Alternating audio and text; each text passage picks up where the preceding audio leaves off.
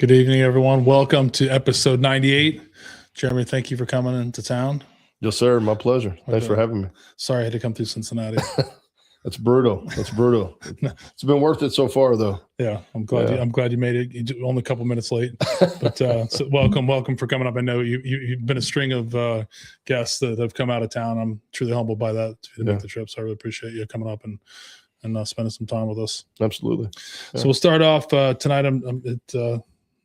It's episode 98. We're slowly approaching episode 100. We're getting kind of excited for that. But tonight I'm honored to sit down with former U.S. Army Sergeant Jeremy Harrell, a combat veteran, national advocate, and leader whose life story is one of perseverance, redemption, and service.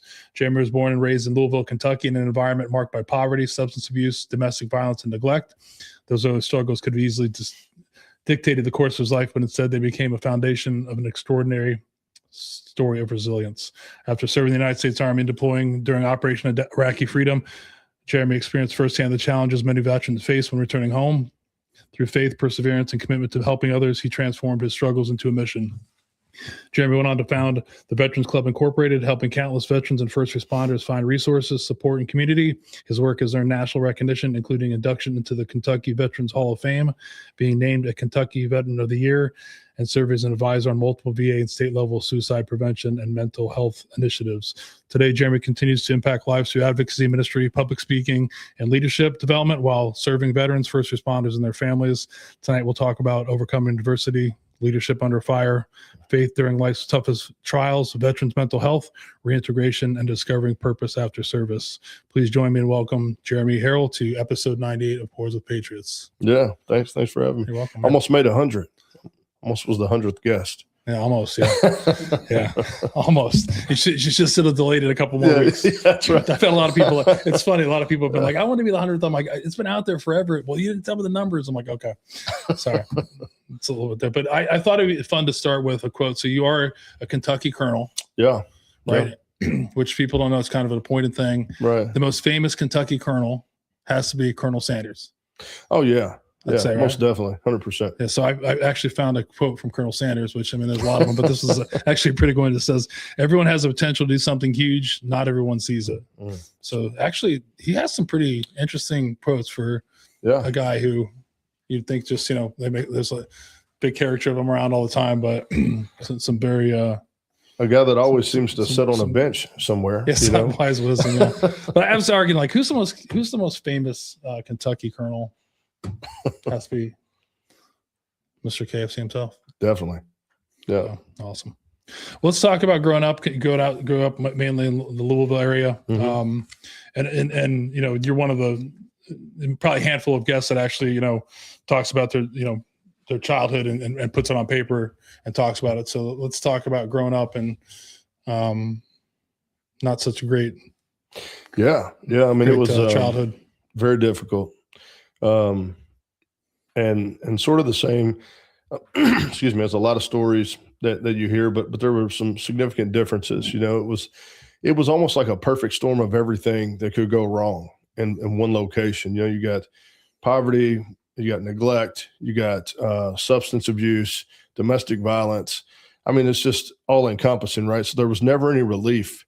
I mean, it was just like, I just remember as a kid, just kind of walking on eggshells right around the house, just trying to figure out what's going to make everybody happy, because it didn't take much to start like a world war in the house, and just tough to really focus on anything, right? Focused on school, focus on social situations, right? It made things socially awkward for me, and so at a very young age, I had to figure out, like, how do I overcome this?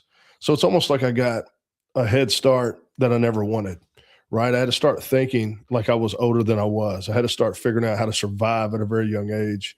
And it's a double-edged sword. It cuts both ways, right? Because on one hand, it's helped me tremendously in my life. On the other, it's created problems for me in my life. And so, but I as much as it sucked, there was a purpose behind it.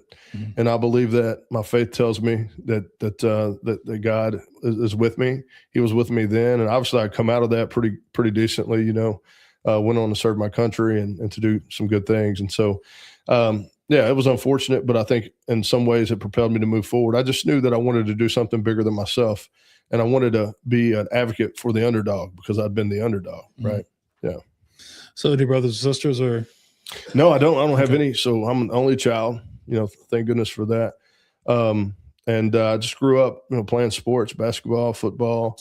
We had this thing we called pitchback tackle. I don't know if they have it up here in Ohio, but basically, one guy throws the football and behind him into a group of guys. Whoever catches it, everybody's after him, right?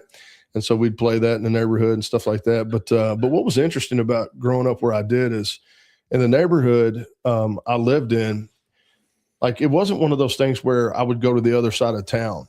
Like in Louisville, in that area, you would stay in your own neighborhood. So like if we were going to go, like there's a neighborhood called Valley Station, which is pretty far out.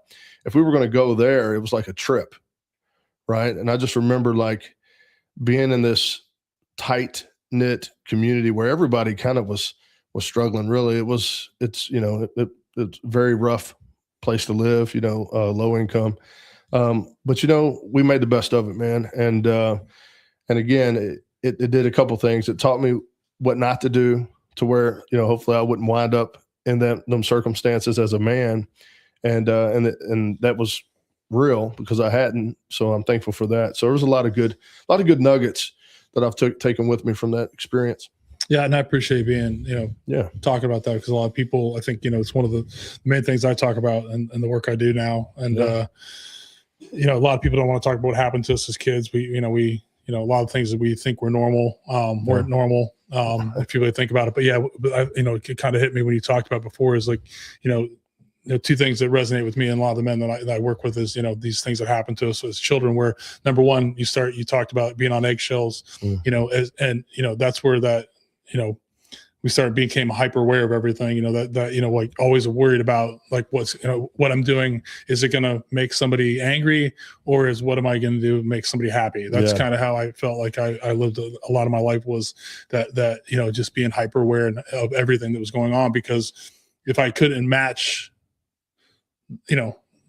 my mom sometimes in her temper or what was going to make her mad, then there was going to be a consequence to that. You know what I mean? And that's, and that, and it's crazy. Like you said before, you do have to start, getting old. You get kind of, apprenticized a little earlier. I mean, I had a younger sister, so you had that, but you have to act like you're growing up. There was like, I felt like it was like, I can't act like I'm 13 years old. I got to act like I'm 15. I got to act like I'm 18.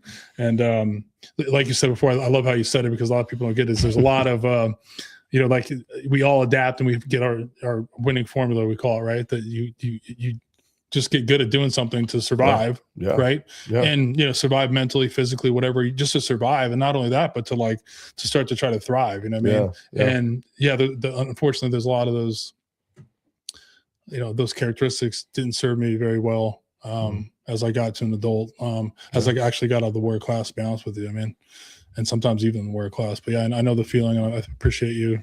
Yeah, being so open about that. You have to be a chameleon, right? Yeah. You have to be able to adapt to your surroundings. I mean, it helped me in the military too. Oh no, yeah. But at that time, you're figuring out how to do something, but you're not quite sure why. Yeah. That was weird. Like, why do I have a desire to do this, and why am I doing this? And why are my friends not doing this? Yeah. That kind of thing. Yeah. Cause to me that, like you said, that, you nailed on the head for me is like, the problem is I know what it turned into. It's, what nobody wants to talk about is codependency, right? Like I'm really had to grow up worried about what everybody's thinking, like all those things you're doing, like you said, like the key thing is the cost of it. Yeah. It works. You survive, right? You get by, you do all these kinds of things, but what's happening is, for me at least, I was doing a lot of stuff I didn't want to be doing because I didn't know how to say no. Right. Yeah.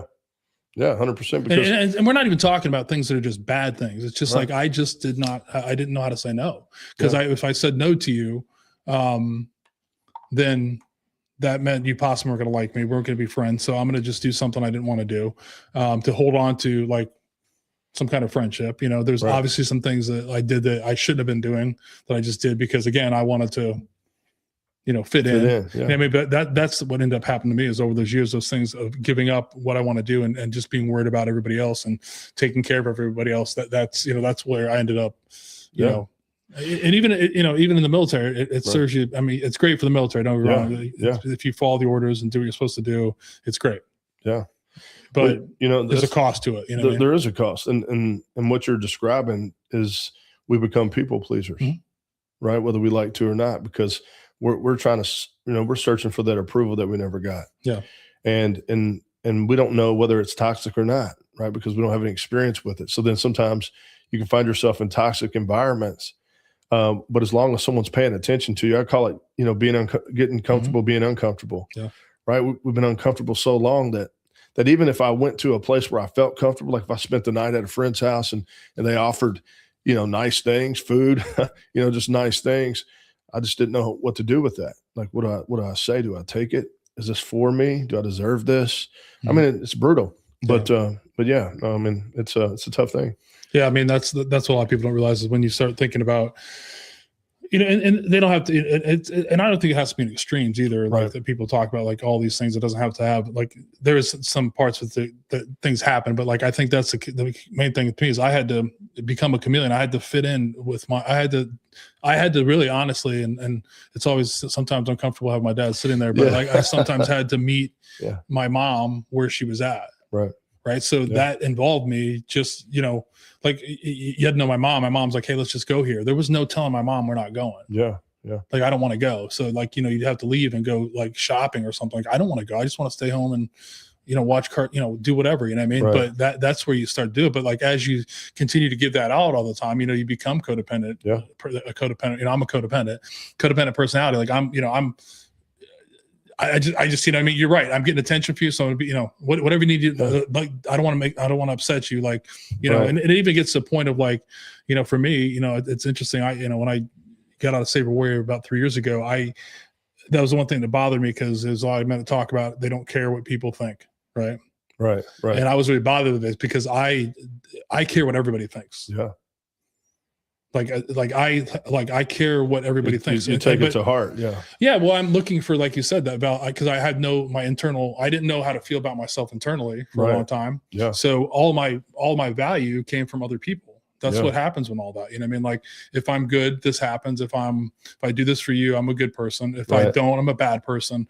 If I'm, a lot of it is like, if I don't, but what ended up happening is for me over the years, I started being like, man, I'm doing this to supposedly make myself happy, but I'm not making myself happy because I really don't want to do this. So I'm a bad person because I can't say no. Yeah. I mean, for now I have it that I generally care what people, I'm a codependent. I care what people think. Yeah. I mean, but they don't have a vote anymore. Like, that's to the point now where like, you're not going to dictate what I'm going to do anymore. You know what I mean? So that's the thing, but I have to be cognizant of that. Even all the work I do, all the stuff I'm doing, because I have the reality of, I'm the guy who, when I go mow the grass, right, I want somebody to say, oh my God, did you see the grass looks so beautiful? It's the best. And I still find myself, when I do it, I'll find someone who's home and say, did you see that I moved the grass?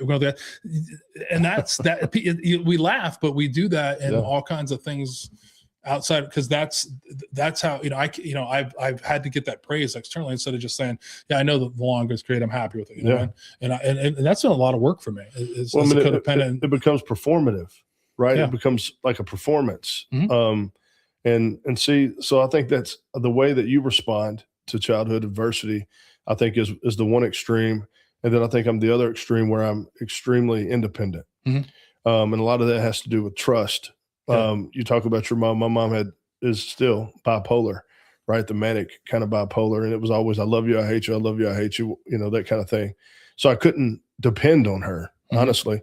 I had to depend on others around us, my grandparents and things like that, or just people at school really who could help. And so I think that's another avenue is that, but now I have a hard time asking for help. I have a hard time, and I help a lot of people. That's what's funny. I help so many people, but I just don't ask. But I'm glad you said it, because that's the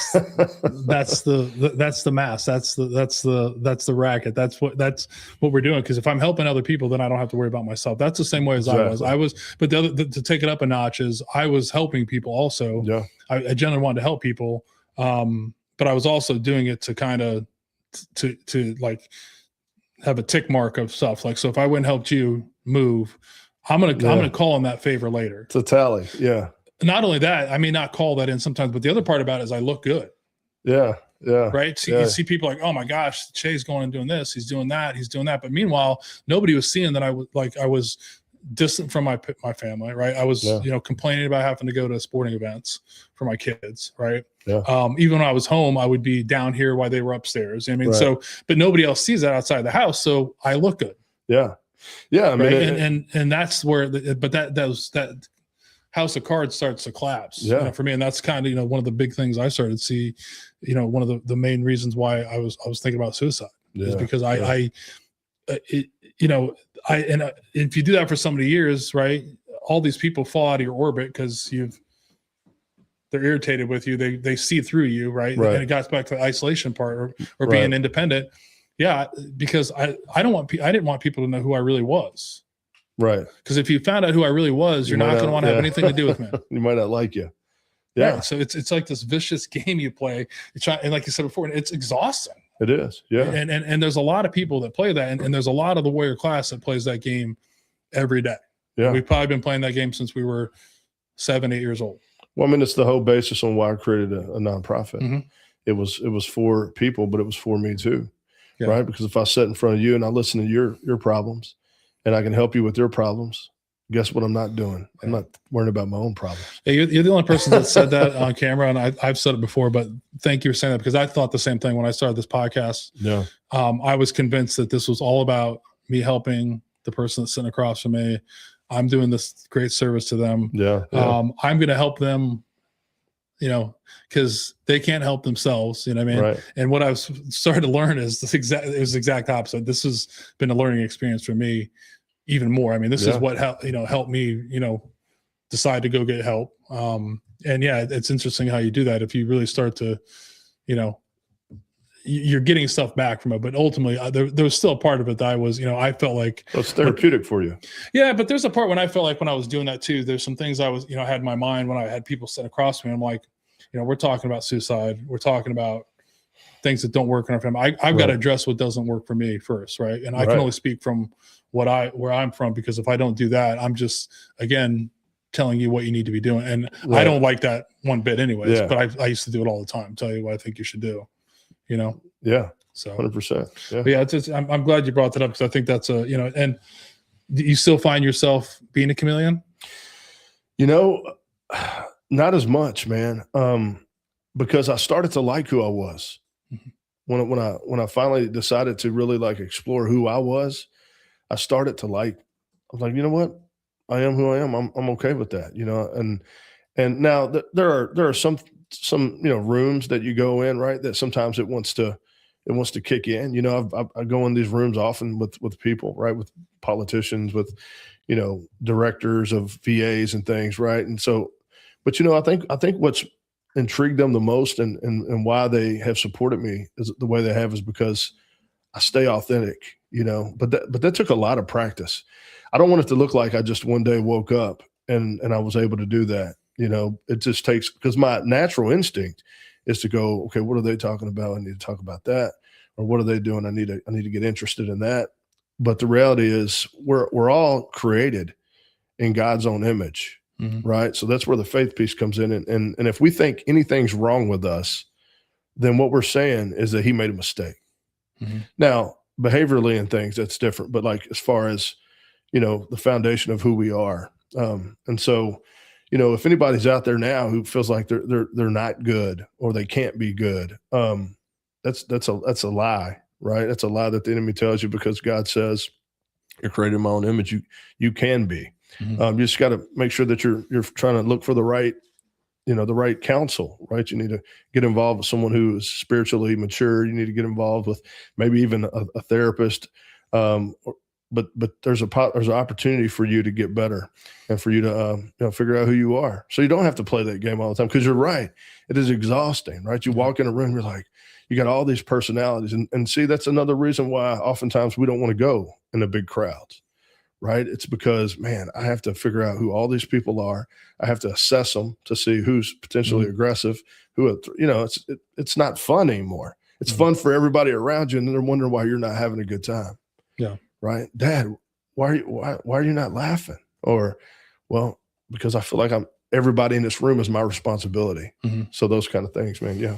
Yeah. I think it's great topics that they're going, because there's the people that I'm interested in how you said that you started to like yourself. Mm-hmm. What brought you to that? What did that look like? What kind of work did that take? Well, I just started to realize that what has happened to me and what I've been through doesn't define me. It happened, yesterday, but we absolutely have the ability to change what happens 5 minutes from now, right? What we can't do is dwell on that. I mean, don't get me wrong. You don't you address the stuff that needs to be addressed, but you don't hang back of what you did 5 years ago and let that eat you alive. Yeah. We can only make the best decisions with the information we have at the time, right? We can't possibly know what we don't know. So like, for example, somebody says, "Hey, Jeremy, can you give this guy a heart surgery because he's got a bad heart?" Well, I'm going to kill this guy if I do that, right? So I wouldn't even attempt that. But now if I was a cardiologist and I was trained, well, then I could help him. And so why don't we give ourselves the same kind of grace? If I don't know what's right, because I wasn't taught what's right, then how can I expect myself to be right? And then I start to realize, wait a minute, I have an opportunity to learn. And then I just started learning, and I just started practicing what I was learning. And I started surrounding myself with the people who seen the value in me and who could, even at times I didn't want to believe it, who could tell me, "Hey, Jeremy, you're good at this." Or, "Jeremy, the way you are with people," just those little things was enough to motivate me to continue to move the mission forward in that way. So when did that happen for you? Man, it hasn't been that long ago. I would say maybe, what is it? I would say maybe 8 or 9 years ago, honestly. Yeah. You're blowing my mind about some of the things you're saying, because the community that I'm in, you're saying some of the things we say just in a different way, almost, not knowing what you don't know. And then the big thing about what happens to us happened to us, but we make meaning of it. So if this happened to me when I was 8, I'm bad because that happened to me. Right. Not that it just happened. Or even what happened is if I go out and get a DWI, right. That happened. That doesn't mean I'm a bad person. No, but that's what we're meaning making we're meaning making machines. It, like you talked about the enemy within, it is the one, our own part. It's not us that, that part of us that it is us, but the part of us that's telling us that, you're bad and you continue to take those things. If I was good, I wouldn't do these type things. Right. I wouldn't feel this way. And that was a big thing for me, going through Save the War, and then getting into codependency a year ago, where I started to I now have a relationship with a higher power. I did not have I wanted nothing to do with God, anything at all, because I had it as a very, God to me was, my experiences with it was a very vengeful God. So I already knew, going back to where I was at, I'm going to hell in a handbasket. How do I get out of these things I've done? And there's times in my life where I literally was saying, well, I've already done this, so I might as well just double down on it. You know what I mean? Yeah. But through finding the higher power, I now know that, he made me who I am. There's inherently nothing wrong with me. I'm just love. Right. You know what I mean? I can do bad things. That doesn't mean I'm a bad person. I mean, and that's a huge, that was a huge revelation for me to be able to say, because I had that anger to, when I was looking at higher power, saying, "Hey, how could you make me like this?" Yeah. Right. What I mean? It's it was their fault. You know what I mean? When in reality, I just had to be like, "Hey, you made me how I was supposed to be made. There's nothing inherently wrong with me. I just have to trust in what you're putting me through and have faith in you." You know what I mean, it was what makes us do wrong is sin. Right. Mm-hmm. And so when people, it's a little bit extreme when I say this, but when people ask me about, I say, who I am, I'm a sinner who deserves death. Yeah. But because of my faith in Jesus, he has defeated death, and so have I. Right. And so, being good or bad doesn't define who you are and what God's plan is. I mean, I wasn't always a Christian. Right. And I become a Christian in boot camp, actually. And the way that I become a Christian, I just didn't want to buff the floors. And so I figured I could go down to church service and get some relaxation, right?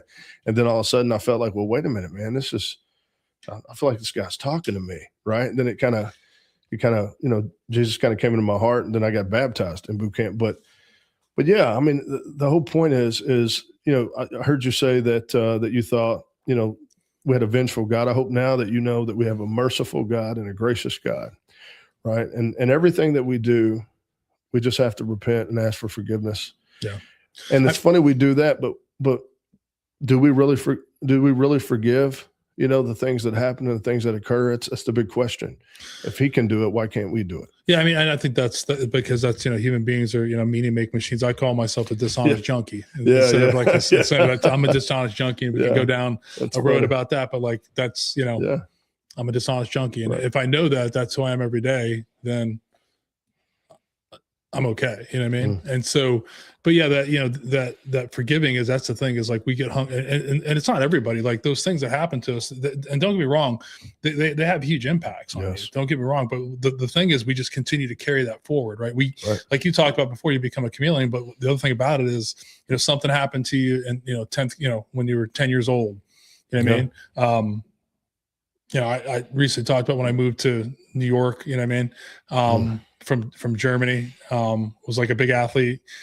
Like first weeks of school, these kids were ignoring me. Nobody was letting me play sports, like all this kind of stuff. And I didn't know how to do it. So all I started to develop was, I'm going to dominate the shit out of all you guys. I'm going to figure out how to like be better at you than all this. I'm going to show you that I'm better. So that's the way I got through it. And the other part too, is that's when I started with other people, you know, outside of my home, to start being a chameleon. Because I was like, oh shit, like, oh, who are you? What are you guys into? Yeah, I'm into that too. Like, I mean, I can't tell you how many like the shit I got myself into growing up, because you're just searching for friends. You know what I mean? Yeah. And, but don't get me wrong, those things happen. It's just, I'm at a place where that just happened to me. That didn't mean anything about me. That didn't mean I was weak. That didn't mean I was unlikable. No. And that's the problem, is that's when I started and what people don't realize is, though, you develop those things because we don't talk about that. Like I did not feel like I could come back to my mom and dad and tell them that. Cause number one, they're on a natural high from coming back from Germany, coming back there. Like they're going through their stuff. And it's you know, people think it's crazy, but I remember these things, and it's always strange when my dad is here. I got to say that because I feel like he's eyeballing me now. But like my mom was stressed out about moving there too. So like, but we had to be worried about we really had to be worried about my mom's feelings. Yeah.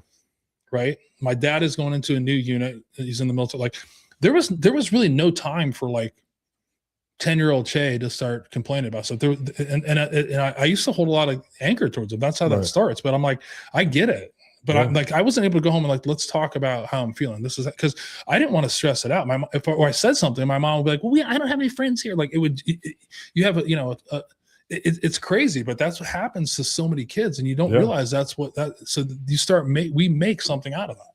We make it that I'm weak. Right. That nobody likes me. So what do I got to do so that feeling doesn't happen to me again? Yeah.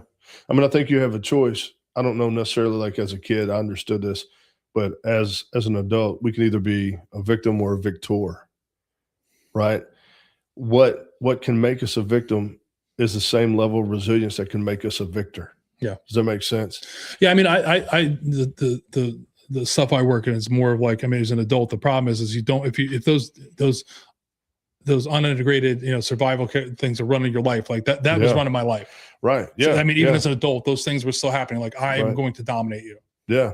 Like I'll shake your hand. Like, I mean, it's like, I'm gonna have a better story than you. I'm gonna do this. I'm gonna do that. That's what I spent my life doing. You go into the military, you're successful at that if you're walking out dominating people. Yeah.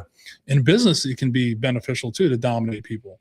But when you don't have anybody, for me, when I didn't have anybody to dominate, I started turning it on my family. So for me, it was being a victim and a victimizer my whole entire life. I see. Yeah. And I mean, now I'm not, you know, I try to not be on either side of that coin anymore. Yeah. Right. There's different terms for it. You know, I'm more of like trying to be a coach when it comes to like those things where, you know, when I was a victimizer, I was telling you what to do, all this kind of stuff. Yeah. Now I can coach you in some stuff that I'm doing, but that's how I was. And being a victim and a victimizer just depended on how I had you. Yeah. And that's what people don't understand. If I needed to be a victim to you, right? I pissed you off. Oh gosh, I'm so sorry, honey. Didn't you know? I'm sorry that, you know, this is what I'm going through. Don't you know what's going through? Like, you know, or if I had, and then if I knew I had to victimize you, I had to dominate you, I did that to get what I needed, but it only depended on you. Right. Yeah. And anything I was doing like that. And that's the craziness, is that's where I live my life. So I live this life of like, okay, what do I need to do to get out of this situation with Jeremy so I look good? Okay, I'm gonna. Well, you don't understand. I did this and I did this and this happened to me. Yeah, yeah. You know what I mean? I mean, it's a reality of how I live my life, and I wondered why people were like wanted nothing to do with me. Yeah. It's very isolating because people don't know how to respond to that. They don't know what Che needs at this moment. Right. And so instead of them telling you that, because it's awkward, most of them will just kind of retreat. Right. Yeah. Or push away. Like, but if you didn't play the game with me, if you didn't play the game or let me play the game, then I would, you wouldn't be in my life. I'd find some reason to self-eject and then, if I self-eject from a friend group, I would be getting those other guys over there to not be your friend too. Yeah. And it was exhausting, but like people don't see, people, it's like, that's how I live my life. But those are things I did as a young to survive. And then unfortunately, when you go into the military, like the warrior class, it works out pretty well. Yeah, because everything's about merit and competition. Yeah. I mean, so it's like that's right up your alley. Yeah, I mean, it's like but then when it's gone, and that's the point is I think this happens a lot. I think this is a lot of the bravado. Like, I mean, if you sit around, like I'm the same way. I try not to be with. I don't do the veteran stories anymore, talking all that kind of stuff, unless it's a small group of guys, or whatever. But like, that's why I'm even happy if we don't talk about anything military wise on the podcasts, right? I'm happy with that. I'm not about war stories anymore, but all that like bravado, like making fun of like this, making fun of that. And we wonder why we're having these problems. We have men and women that go into the military, they go into the other warrior class, the law enforcement, first responders, not knowing how to deal with what's going on in their life, right? And then their whole purpose becomes the military, being a cop, and then their whole identity. At some point it ends, and then we're left with nothing. Yeah, and that's why you see a lot of folks in the military and outside when they get out of the military, and even in first responder community, their identity. Mm-hmm. They're a soldier or they're a Marine, right? But they're a lot more than that. You know what I mean? And I remember running a program in our organization where we worked with horses, and I remember there was a full bird colonel that was in a round pen. I was having him work these horses. And he was very arrogant. He was 101st guy, 5 deployments, served under General Petraeus, and he couldn't get the horse to move, even though he had all the tools. And you can imagine, everybody's told this full bird colonel yes his whole life, right? He did 29 years maybe, I think. And he got mad because the horse wouldn't move. He said, this program, this is bullshit, right? And he throws the stick down, and he walks out, and I walk out with him, and I said, the real problem is that horse doesn't know that you're a retired colonel, right? Like we all know we're all veterans here. And we know that if you say the sky is red, we're supposed to say, yes, sir. I said, but that horse doesn't care who you are. That horse just wants to make sure you don't eat it. And so so the world is not going to care. Like the majority of people are not going to understand what a colonel does, unless they watch it on TV.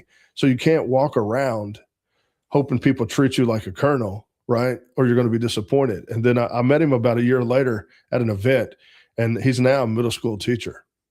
So what a transition that was. And I asked him, I said, do you have these kids call you sir? He says, no, they call me, Mr. Johnson. So the point is we have to make sure that we don't put our identity into something that we can't hold on to forever, right? So if someone said, Jeremy, what's your identity? And I'd say, a believer. My identity is Christ, because that's one thing no one can take. I've lost a lot, but not that. Nobody can ever change that. So just an example. Yeah, I mean, I think, identity, purpose is, a word you can interchange. And I know the feeling for me was, I got all that, that was a big thing to me is, going to the military as an officer. Like I got accolades from mom and dad, right? I'm getting positive vibes from it. All these, when you say you're an Army officer and officer people are like, oh, that's cool. You know what I mean? Yeah. So like you get to believe that that's what your purpose is, but ultimately what everybody forgets. And I mean, I look back at this and I'm like, there's a part of me that's like, I don't want it to sound like that I'm saying it's all bad, but like at the time that's, it was my job. Right.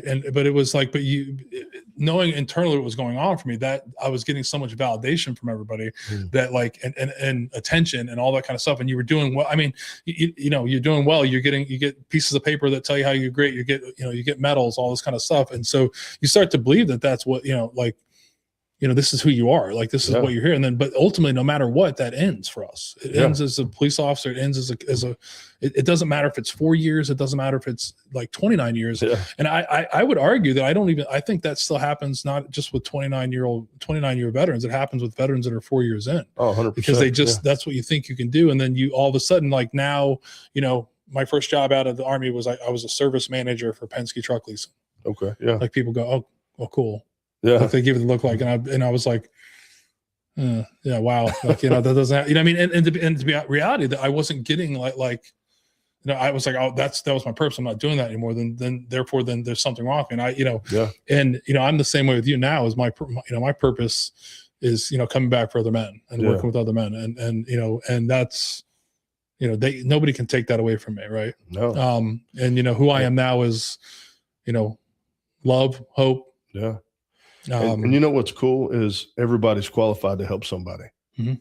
It doesn't matter your rank, doesn't matter your education. Everybody's qualified, man. So that's what, if you can't find anything to do, right, do that. Help the next person, right, one person at a time. But I think in your case, you were also saluted all the time, right, walking on base, and so you're used to that. You're used to that level of respect, that level of admiration from young troops, especially. And so then all of a sudden, nobody's doing that. No, it's true. But when you think about it, though, when you really start to dive into my age, like, dude, but half of the people, if not more, like 3/4 of them did not want to salute you.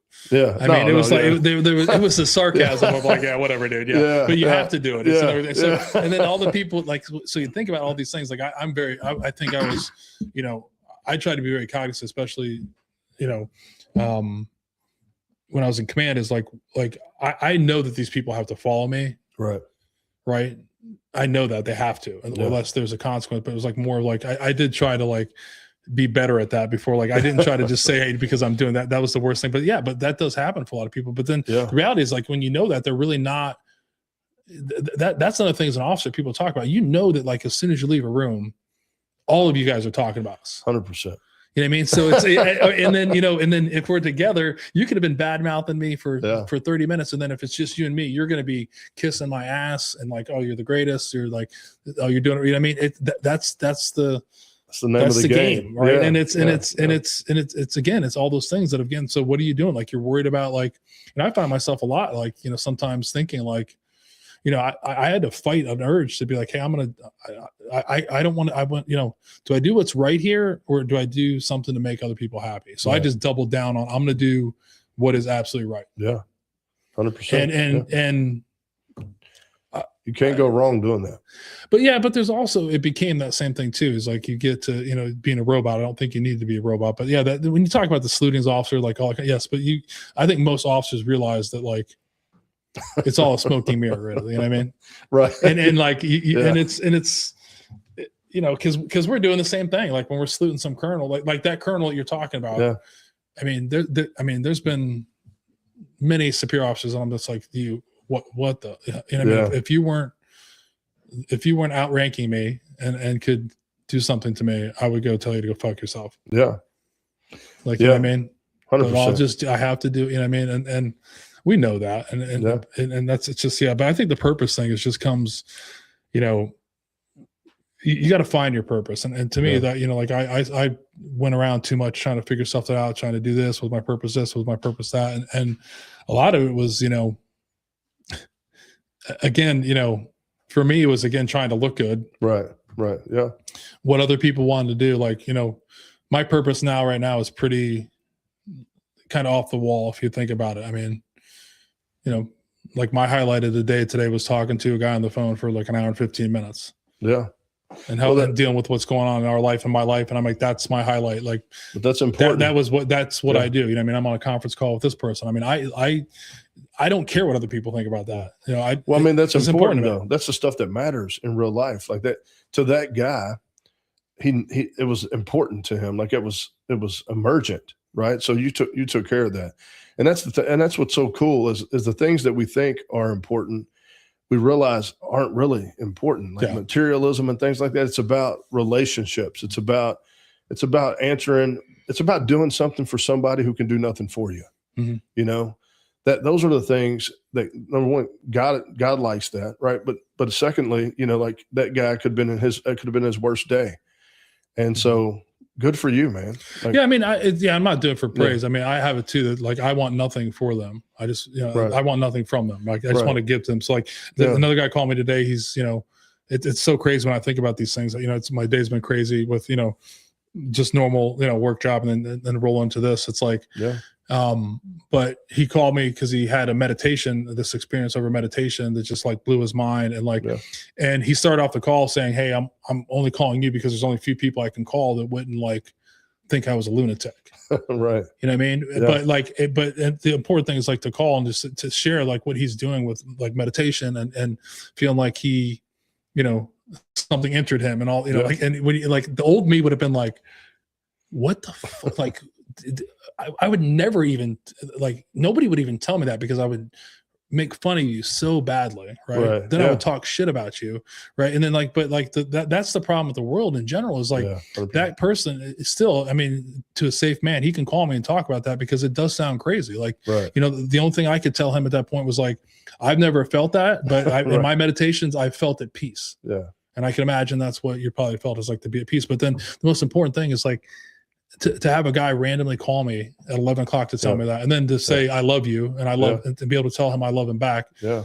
Dude, I honestly forget about what's going on in the day. Cause I'm like, that's like, I want to be that, like, there's something to be. And for me, that's, you know, I never thought I would ever be there to that a level of when I'm working with people, or to be in a community where I can do the same thing. I can call somebody right now. They're gonna answer the phone. I can tell them anything I want.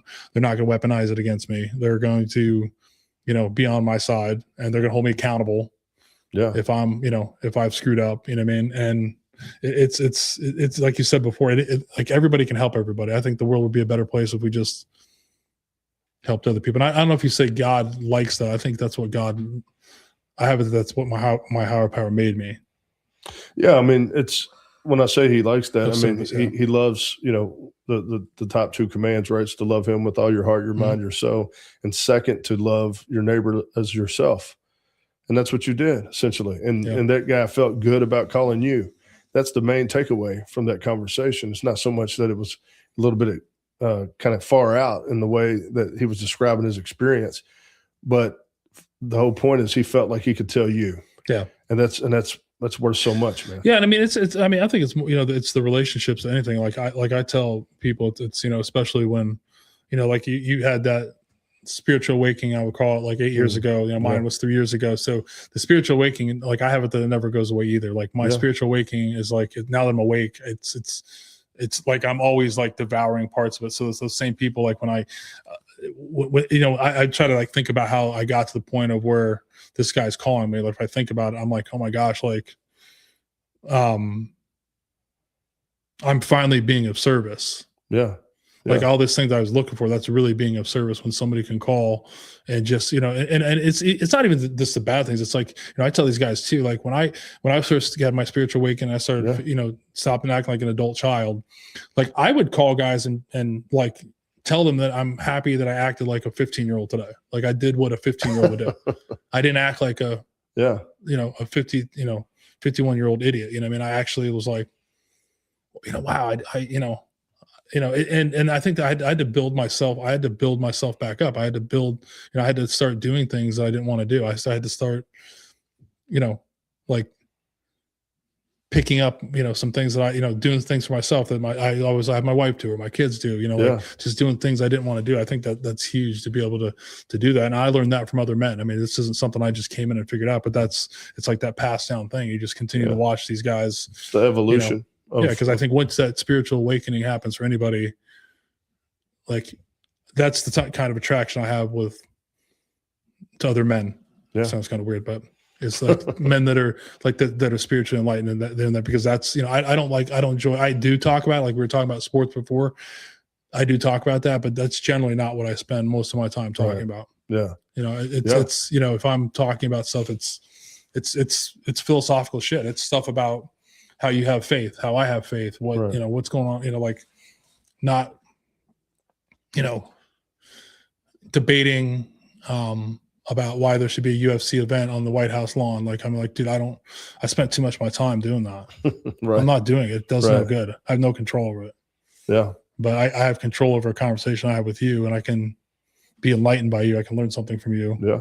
From a real spiritual point of view. Well, I hope that happens tonight, man. I hope well, it's already happening. It's just funny. You're hitting you're saying some things that are they're very different than they're not different. They're the same, but just the way that the verbiage is different, but it's the same things that I kind of, live my life with, I mean, I don't refer to God, higher power is kind of where I'm at right now. You know what I mean? And I'm okay with that.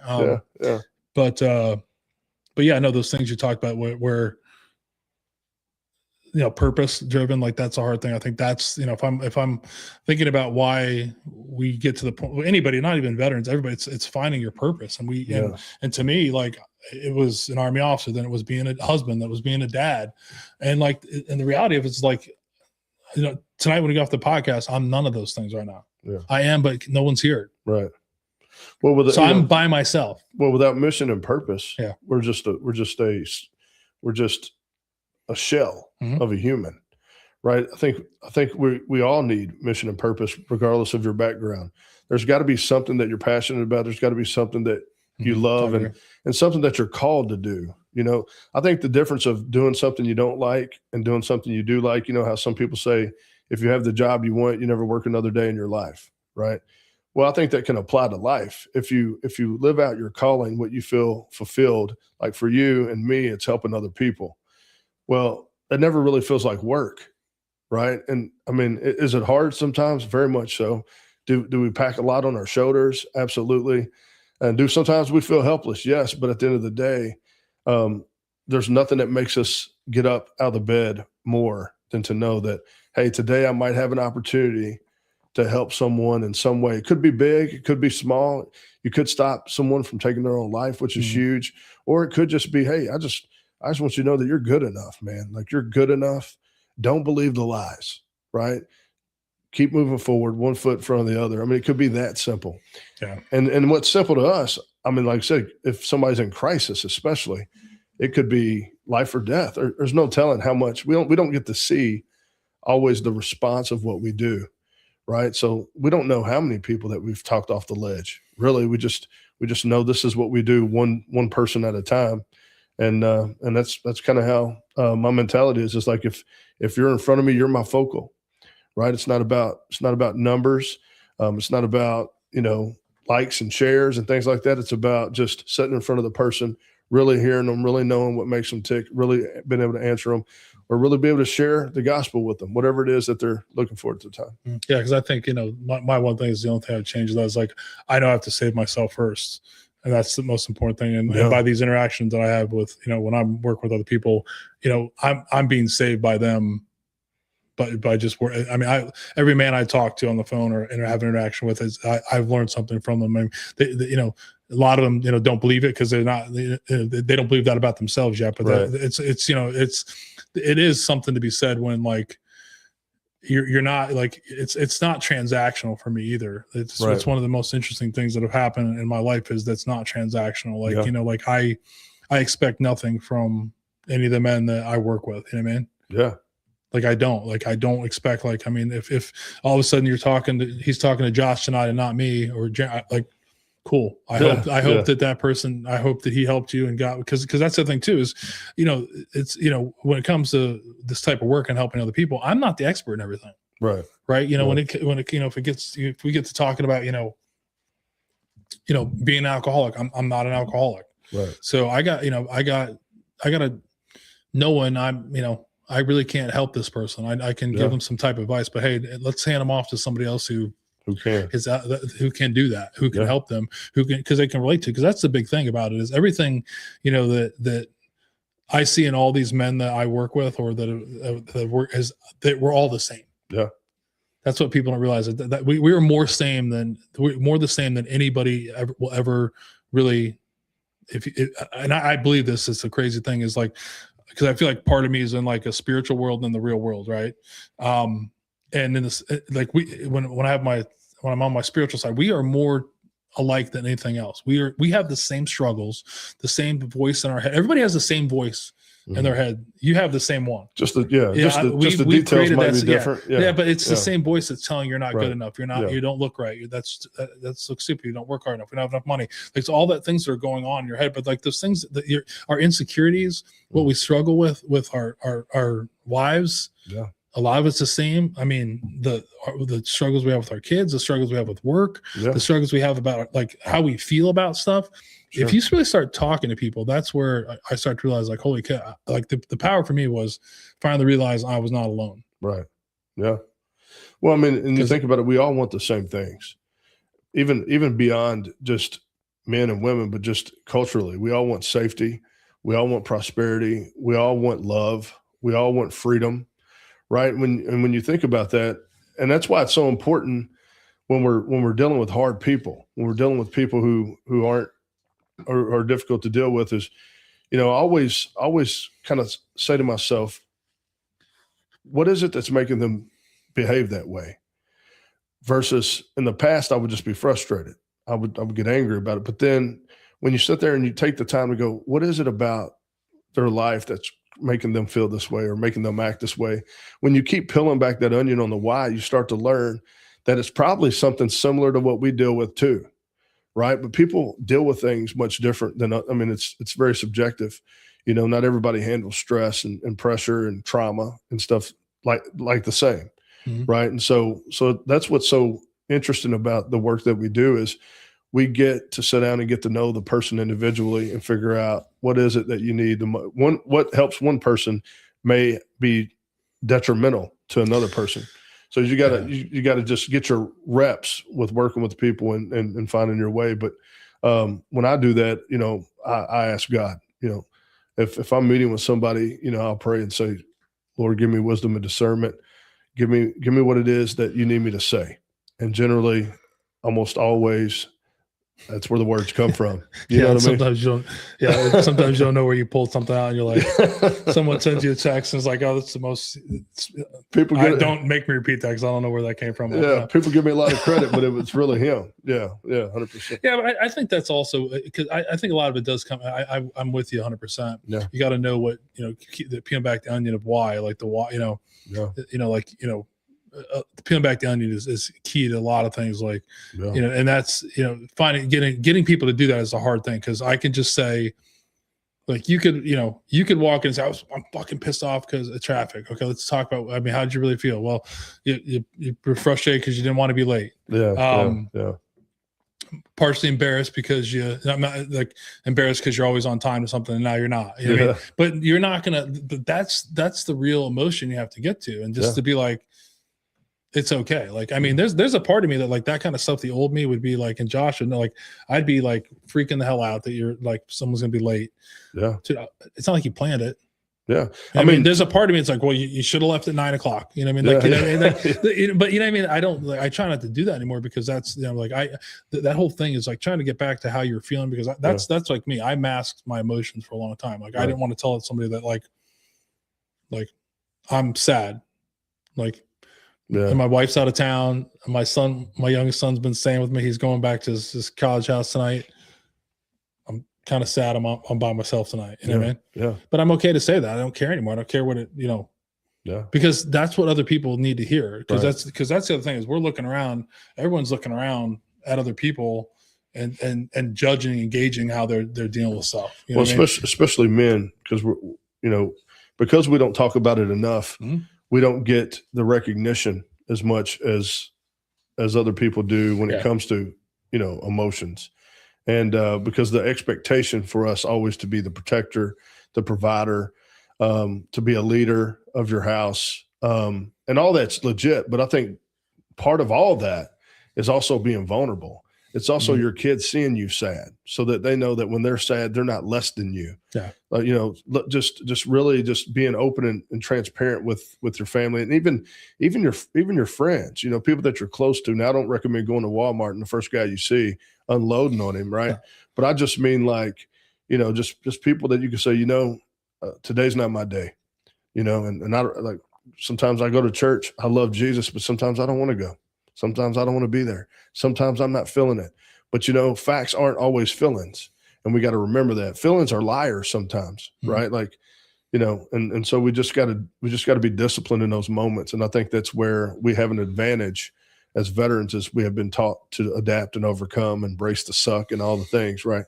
But you got to be able to have that balance too. We can't take it to the extreme, and that's the problem in our genre of people is we take it to one extreme to the other. We're not good in the gray area, right? And so we got to get better at, it's good to embrace the suck with the level of resilience, but it's not good to suffer so much that you want to take your life or that you don't want to reach out to somebody.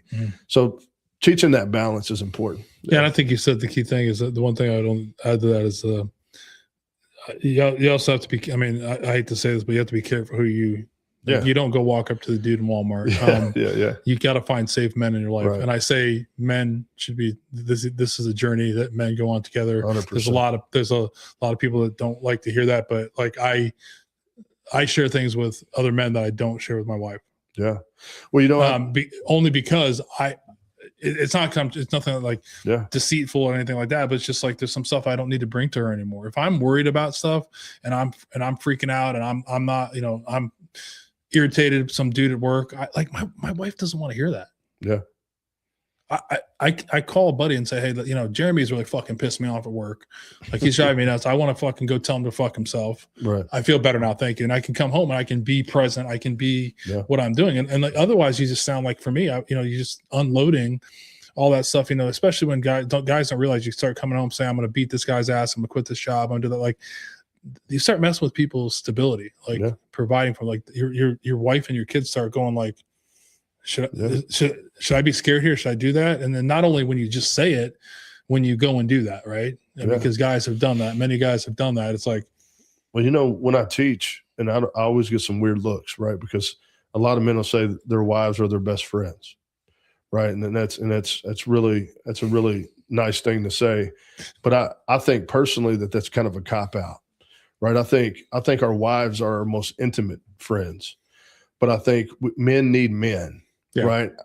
She can't understand the same serpentine passages of my heart. And then furthermore, like if there's certain issues that like you said, that I wouldn't want to bring to her, not out of deceit or trying to keep information away, but mainly because she can't help me. Only person who could help me with this certain thing is another man who has the same kind of feelings and same kind of understanding of what I'm going through. So I always say, listen, you need men. Your wife can't be your best friend, and the intimate friend is better, right? So I just want to be clear on that. Intimate friend is better, but you can't be your best friend. I love that you're saying some of the same stuff that we say that people think you sound nuts and saying, but like, I used to say that too, and I don't like. I hope she's not listening to this, but I don't know. She's probably my closest friend. Yeah. Right. She's known me the longest of anybody I've known, but like, but I think I've found my true love in other men, what I've been looking for, what I've been searching for, what I've been looking at, and like in the spiritual way, like you said before, like the men that I have a men's group I meet with every Sunday. Like I just, there's a love I have for these guys that I've been looking for a long time. You know what I mean? Yeah. There's Josh is over there doing something, but the same love I have for him is like, it's guys don't want to hear that, but like some of my strongest loves right now are 100% other men. Yeah. And that's an important relationship. That's important to me. I need that because that allows me to, again, when I'm with my wife, I'm present with her. I'm able to I'm able to be what she needs. Right. And a lot of that has been for guys don't realize it is like, I gotta be sometimes just the brick wall, like the rocks that she just crashes up against here and there. 100%. And I gotta be steady for me to be steady about that. I gotta figure out why this part of the wall is weak today. Yeah. And I can't go to her on some of that stuff. I mean, I can, but when I had in the past, it hasn't benefited me. And that's hard for guys to understand until you really, because I don't want to sound like we're bashing wives here. Like, no, that's not what I'm saying. It's the opposite. Really, we respect them so much. Yeah, like your wife. I mean, it's your first ministry. Jesus says, love your wife like Christ loved the church. He loved nothing more than that, right? And so because of our love for them, we get in community with each other as men, and we try to handle the things that only men can handle, and then we don't bring that into that part of our life because it is unnecessary at that point. Yeah, I mean, and I think I just recently found a guy that talks about this more, because one of the guys I work with a lot, we've discussed this before, but like for me, like I understood I could always be that my wife is going to crash against me, the waves. I mean, the waves coming in and out. Yeah. Women are emotional. Like I get it. Right. Yeah. But I was always like, there's a part of me that kind of resented that a little bit. I was like, oh, what's going on? And I wasn't, with that, with my wife being, I feel that when my wife says she's going to do something right now, she totally believes that that's what she's going to do. Yeah. And then 5 minutes later, she can totally think something different. Yeah. For the longest time, and this still comes with me sometimes. Yeah, my wife doesn't have integrity. She doesn't do what she says she's going to do. But by changing that idea of like the tide coming in and out, that she believes all intents and purposes that like right now she's going to do this. Yeah, and then 5 minutes later she doesn't. Yeah. And I'm okay. That's just being who she is. It's just life. And I just got to be there for that, like that uncertainty sometimes. Yeah. I mean, I don't know what that feels like. I don't know what that being in that emotional state. I feel like women operate a little bit more emotionally than men do. Yeah. I mean, I don't want to get deep into the men-woman difference, but right. But that's a big thing. Is like that's one of the things I tell. I'm the same way with it. Is like, and people have like, it's funny. Some of our mutual friends, when they hear this, it always gets back to my wife that somebody said this, but like, it's not that I'm keeping anything from her that. Yeah. Is like I'm not doing that I shouldn't be doing, because it can sound like it's being like, you're hiding things. That's not what I'm doing. But there's some things like I can only deal with this and get off of this and move forward to be a better person, be present by talking to other men. Yeah. Yeah. And once I talk to another man, if it's sometimes it's 15 minutes, sometimes it's 2 hours, like I'm reset. I'm ready to be like, okay, the walls patched back up. Yeah. I'm ready to be here instead of walking around fucking pissed about this, sad about that, Yeah. I mean, what I typically do is I would just tell my wife, hey, I'm working with my friend Ron, right? We're discussing this. He's helping me through this. I'm having a hard time with this. Mm-hmm. And she understands it to a point where she goes, okay, let me know if you need anything. But that way it's out there, right? There's no secrets, but also, letting her know that let me take care of it. And then we'll discuss it, kind of thing. Yeah. Yeah. My wife, like, don't get me wrong. She's, with the work I do, she's, very supportive of all this. I think because ultimately what people don't realize is by doing these relationships we have with other men, solving things, not making my wife be everything for me, be like, solve all of my problems, and to be honest with you, if you're being honest in relationships, some of my problems are because of how I perceive her, how I'm not accepting for her for who she is. So she's not helping with any of that shit. I'm just looking at it. She's just continuing to do it over and over. You know what I mean? It's not, what I mean? It's like, she's not going to, we are who we are, what I mean? And it's not a knock against her, but she's very supportive of that too. My wife knows, like, what guys don't realize, if you do that, if you're having these conversations, your wife is going to see that. Right. Because you're not, my wife hates when I say this, but I'm going to say it, a moody cunt, because that's what I was walking around most of my life doing. Right. I'd be moody all the time. Yeah. Right. Now I'm not, like, if I'm not doing well, I'm like, hey, I need to go meditate. I need to go take a cold shower. I need to call Jeremy. I need to go. And usually when that happens. Yeah. You get realigned. You get recentered. Yeah. Yeah. And I think that's been key to me. I think you're seeing the same thing in the relationships you have. And I mean, that's why I always tell men, they're like, that some of them don't believe it, but like start find a safe man. Yeah. Get intimate with them about how be honest with them. Right. So that's the other thing too, is each person has to be honest in the relationship. Yeah. We have to, I make a phone call every morning to Joe Smith. Pretty much every morning he calls me. We talk we didn't talk today because he didn't call me, but we talk almost every day for like an hour a day. Yeah. Right. But he knows if he holds all my receipts. He knows everything I've done.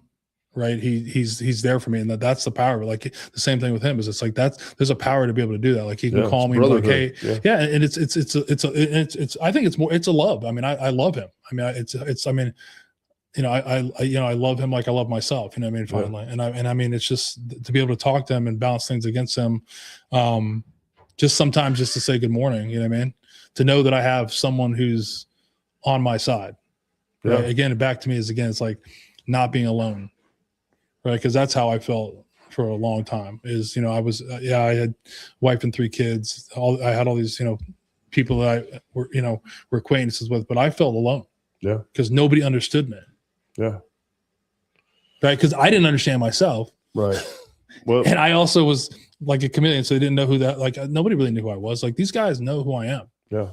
And it's perfectly fine. They're accepting of who I am. And I'm like, wow, I can be who I can be. You know what I mean? And no, it's good, man. No, it's good. It's always good to have those relationships with, I call it brotherhood, right? That's the way out of temptation, right? That's the way that I believe that the Lord gave us a way out is by putting us in community with each other. And there's nothing wrong with being in community. There's nothing wrong with relying on someone else. So no, I think you're on the right path. I mean, personally, I appreciate that. Yeah, I think we're on the same path. I mean, yeah, here we are. We're on the same mountain. Yeah, we might be on a different part of the mountain, but that's fine. So we blew through right through childhood there pretty quick, just some heavy stuff. So yeah. So we'll go back a little bit. What made you what made you just finally decide to join the military? Yeah, well, I wanted to do something bigger than myself, right? I wanted to do something honorable. I was very insecure about where I come from, and I wanted to be different. I wanted to be someone who did something productive for the country that I lived in. And again, I'm an advocate for the underdog. I hate bullies, because I was bullied, but I just always had this heart to serve. It was just innate in me, even as a young kid. I can remember wanting to get stuff for people. Right. I like to help people, man. I always tell people, like, some people like to go to the beach. Some people like to go to the mountains. I like to help people. That's something I find enjoyment in. And that's exactly what caused me to join, is just, I wanted to get out. I wanted to go, and I wanted to do something bigger than myself. And I wanted to give my country back something that it gave me. Right. I wanted to, I had all this freedom. And even though I come from where I come from, and that part was hard, but I know in other countries they have it a lot harder in a lot of ways, right? And I have the freedom to change that. Some of these countries, they don't have the freedom to overcome that. Well, I do, and so I wanted to use it the best way I could and take advantage of it. So that's what I did.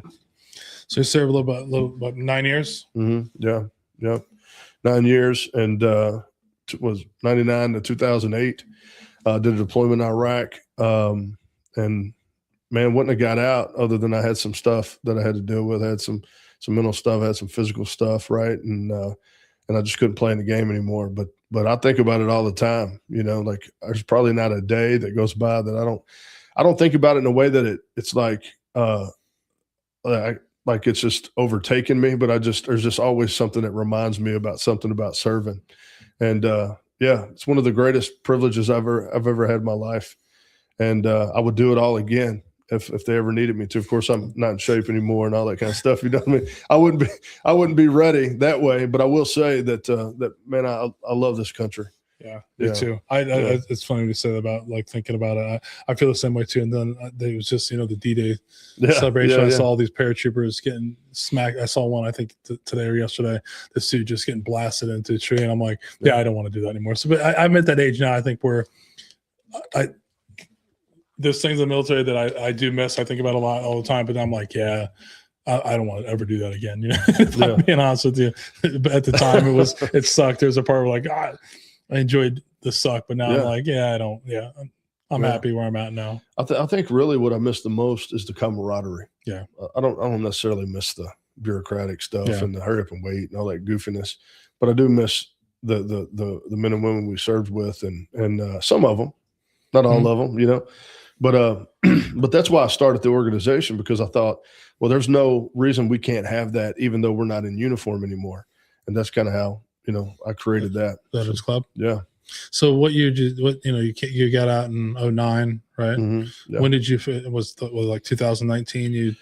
Yeah. So what that's when we were an official nonprofit. I've been doing stuff to help veterans ever since. I mean, I can remember right before I even got out. And then we created this organization. I created a private Facebook page called Veterans Club. And the whole idea really was just what we were talking about, just to get 5 or 6 veteran families together and do life.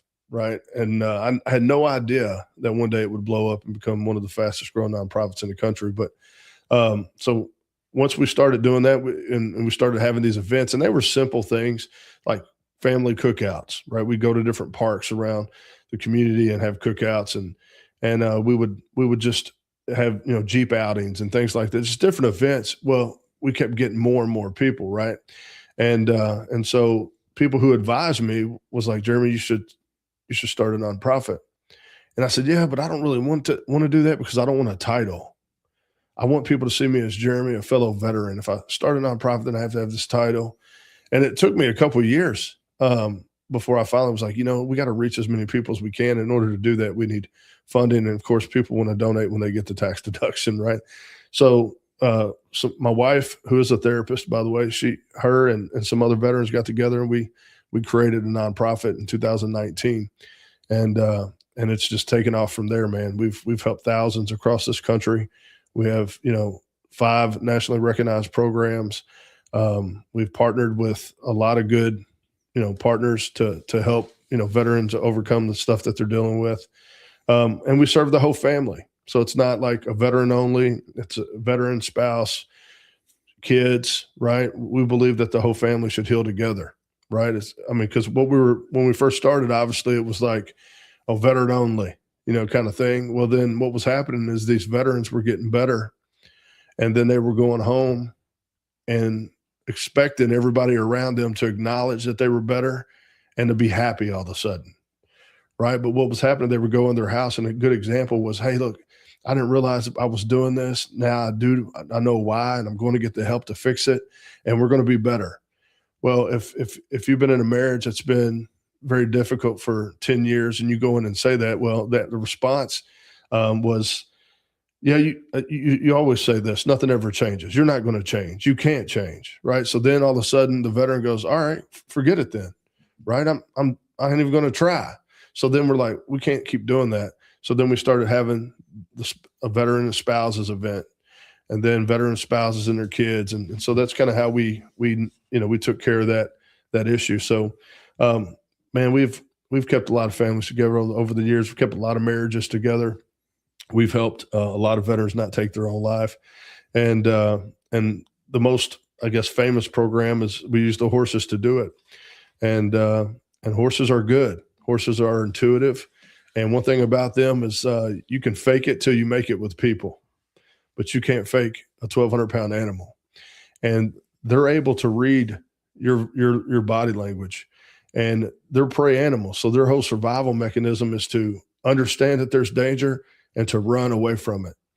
Well, in order to do that, they have to be able to pick up on that, right? And so what I noticed when I got around horses is because they were so big, I didn't want to upset the horse. And so the only way I knew to do that was for me to be calm. Well, what does that mean? So that means every time I go near a horse, I'm calming myself. And it's like, oh, wait a minute. I can do that? Like, I can calm myself. This is awesome, right? And then I started picking up on how the horse responds, and I'm like, man, if this will help me, it's got to help somebody else.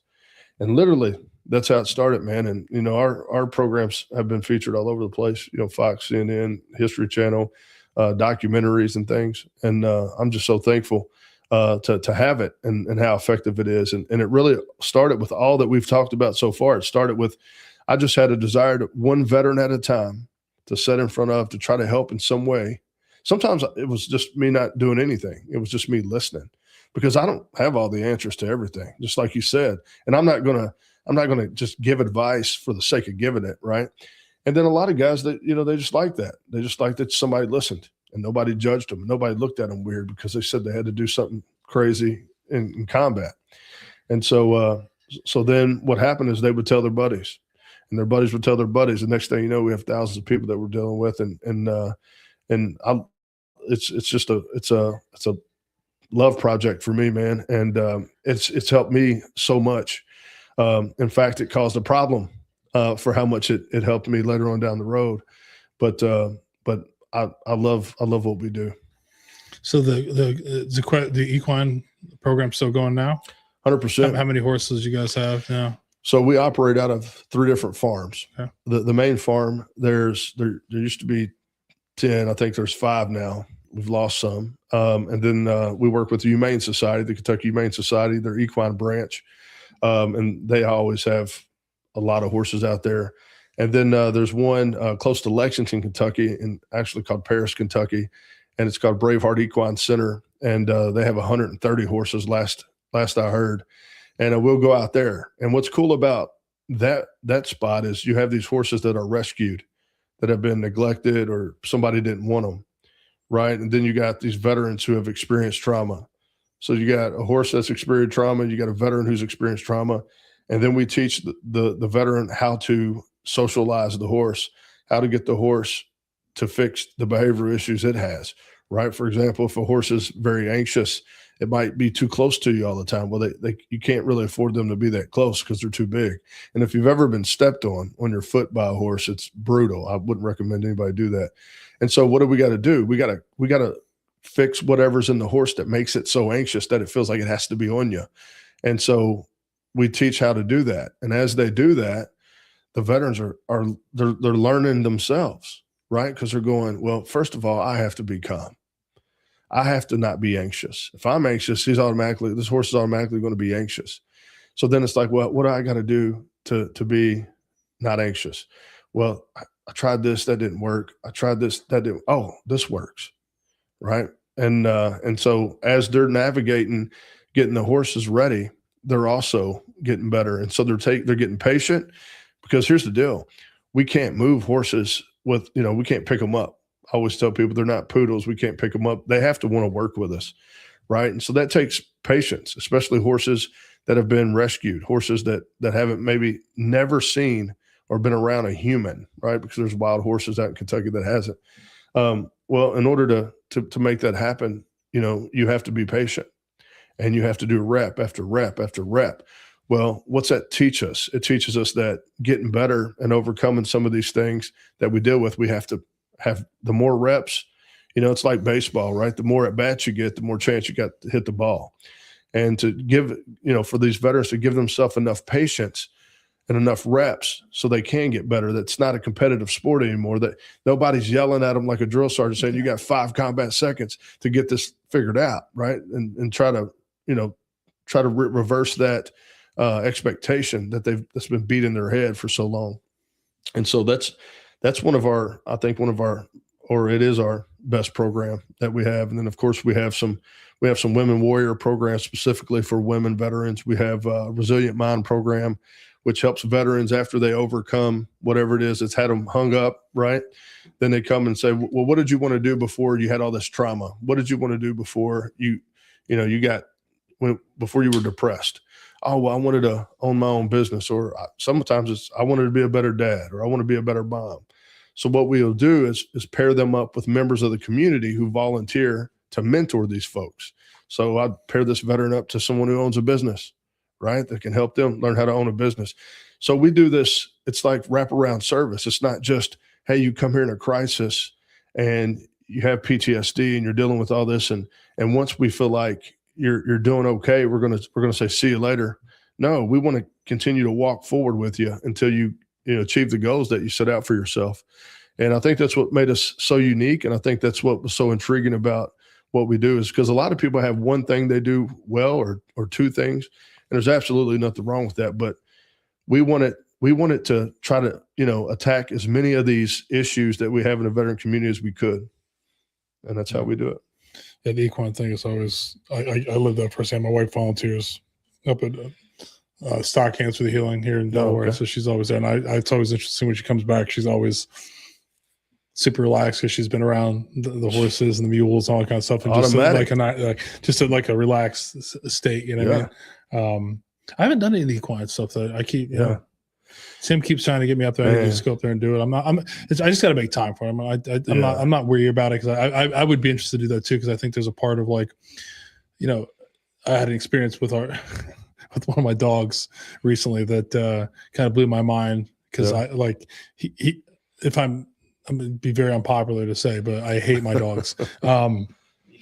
Yeah, and they're difficult dogs, right? Yeah. And so, I just find myself that even when I see them, it's like you talked about that, what vibration you're giving off to them. Like I'm always like, I'm really kind of like irritated by them. And there's an incident recently when the one ran away, ran out of the house, and usually we just run around screaming at him, and I just like actually sat in the backyard and kind of he could hear me, and I was just like, come on, man, I don't want to do this. Let's.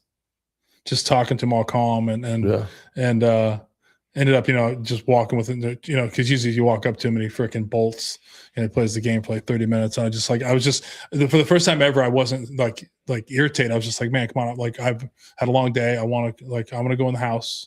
Right. Like, I know you want to run around free. Me too. Like let's go. Like we're done. And he kind of looked at me. And when I went to like because I had the leash and I was like, I was going to put it on him. Cause if that's the thing too, as soon as I put it on him, I know I was going to be like, you're irritated. Like I just didn't put him on. So like, let's go. And he like followed me right into the house. But don't worry. Like a day later, he went back to his normal.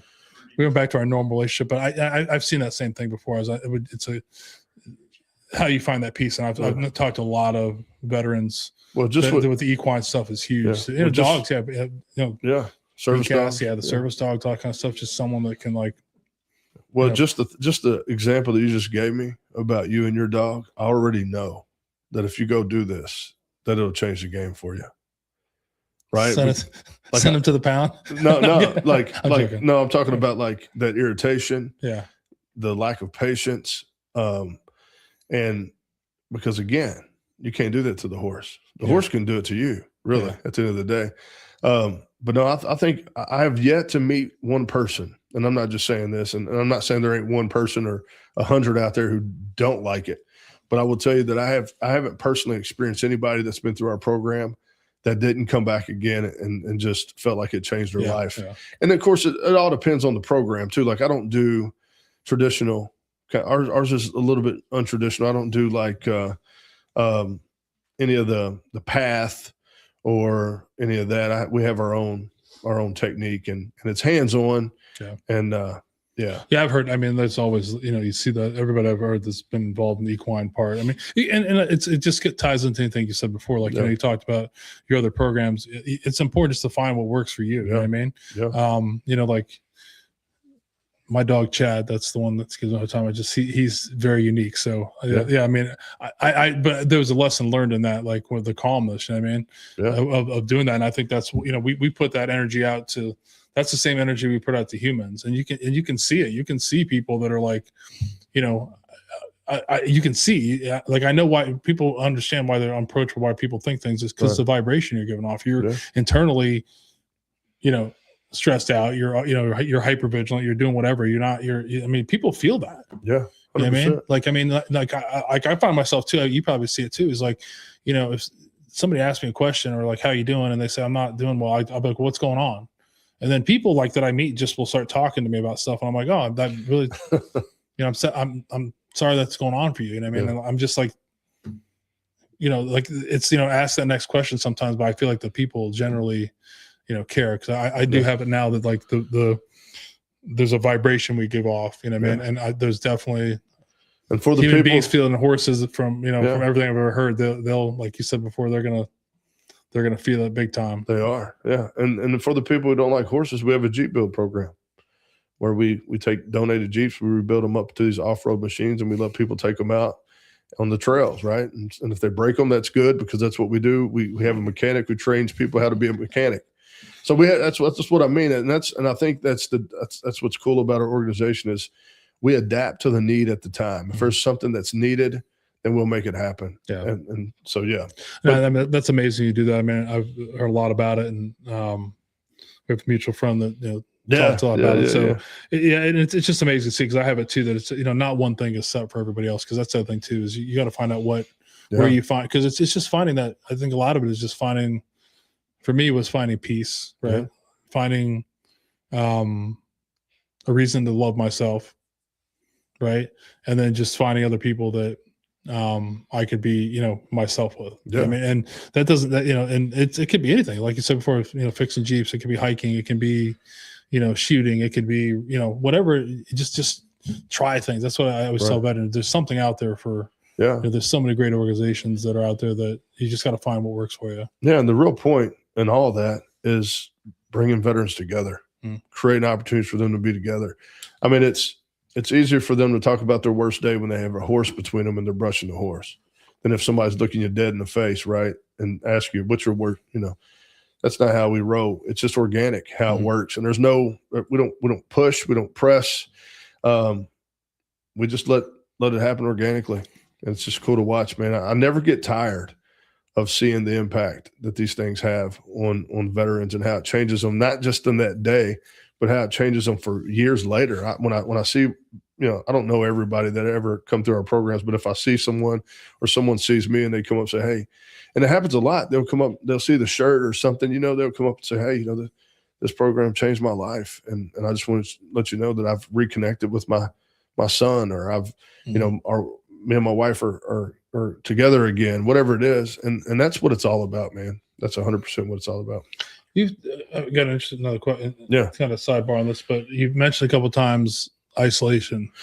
Yeah, it's a killer. So did you find yourself isolating when you were going through your struggles? Oh, 100%.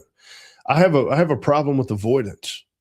That's a big thing for me. And any therapist that's ever seen me, and there's been a bunch of them, would all agree.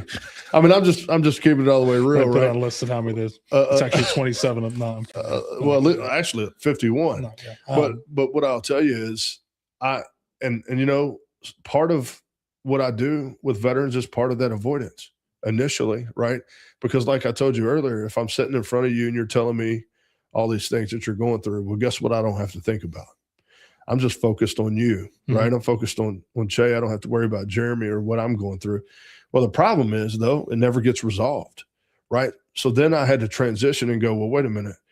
Like, I don't want to use what we do for vets. I don't want to use that as a way to avoid my own stuff. And so then that's when, I had to also be transparent. I had to also put my business out there. So everything that we do that has any kind of therapeutic nature, I'm generally the first person. Like if we're in the middle of the barn and we're having a group session, because we tend to do that, if there's a lot going on and people want somebody to talk to, we'll get in a circle in the barn, and I'm usually the one who kicks it off, because I feel like if I'm willing to tell them, the things that I'm going through in that season, then they'll open up and tell me. And so, yeah, man. So I've just gotten better with that, but avoidance is definitely something that I've always had to deal with.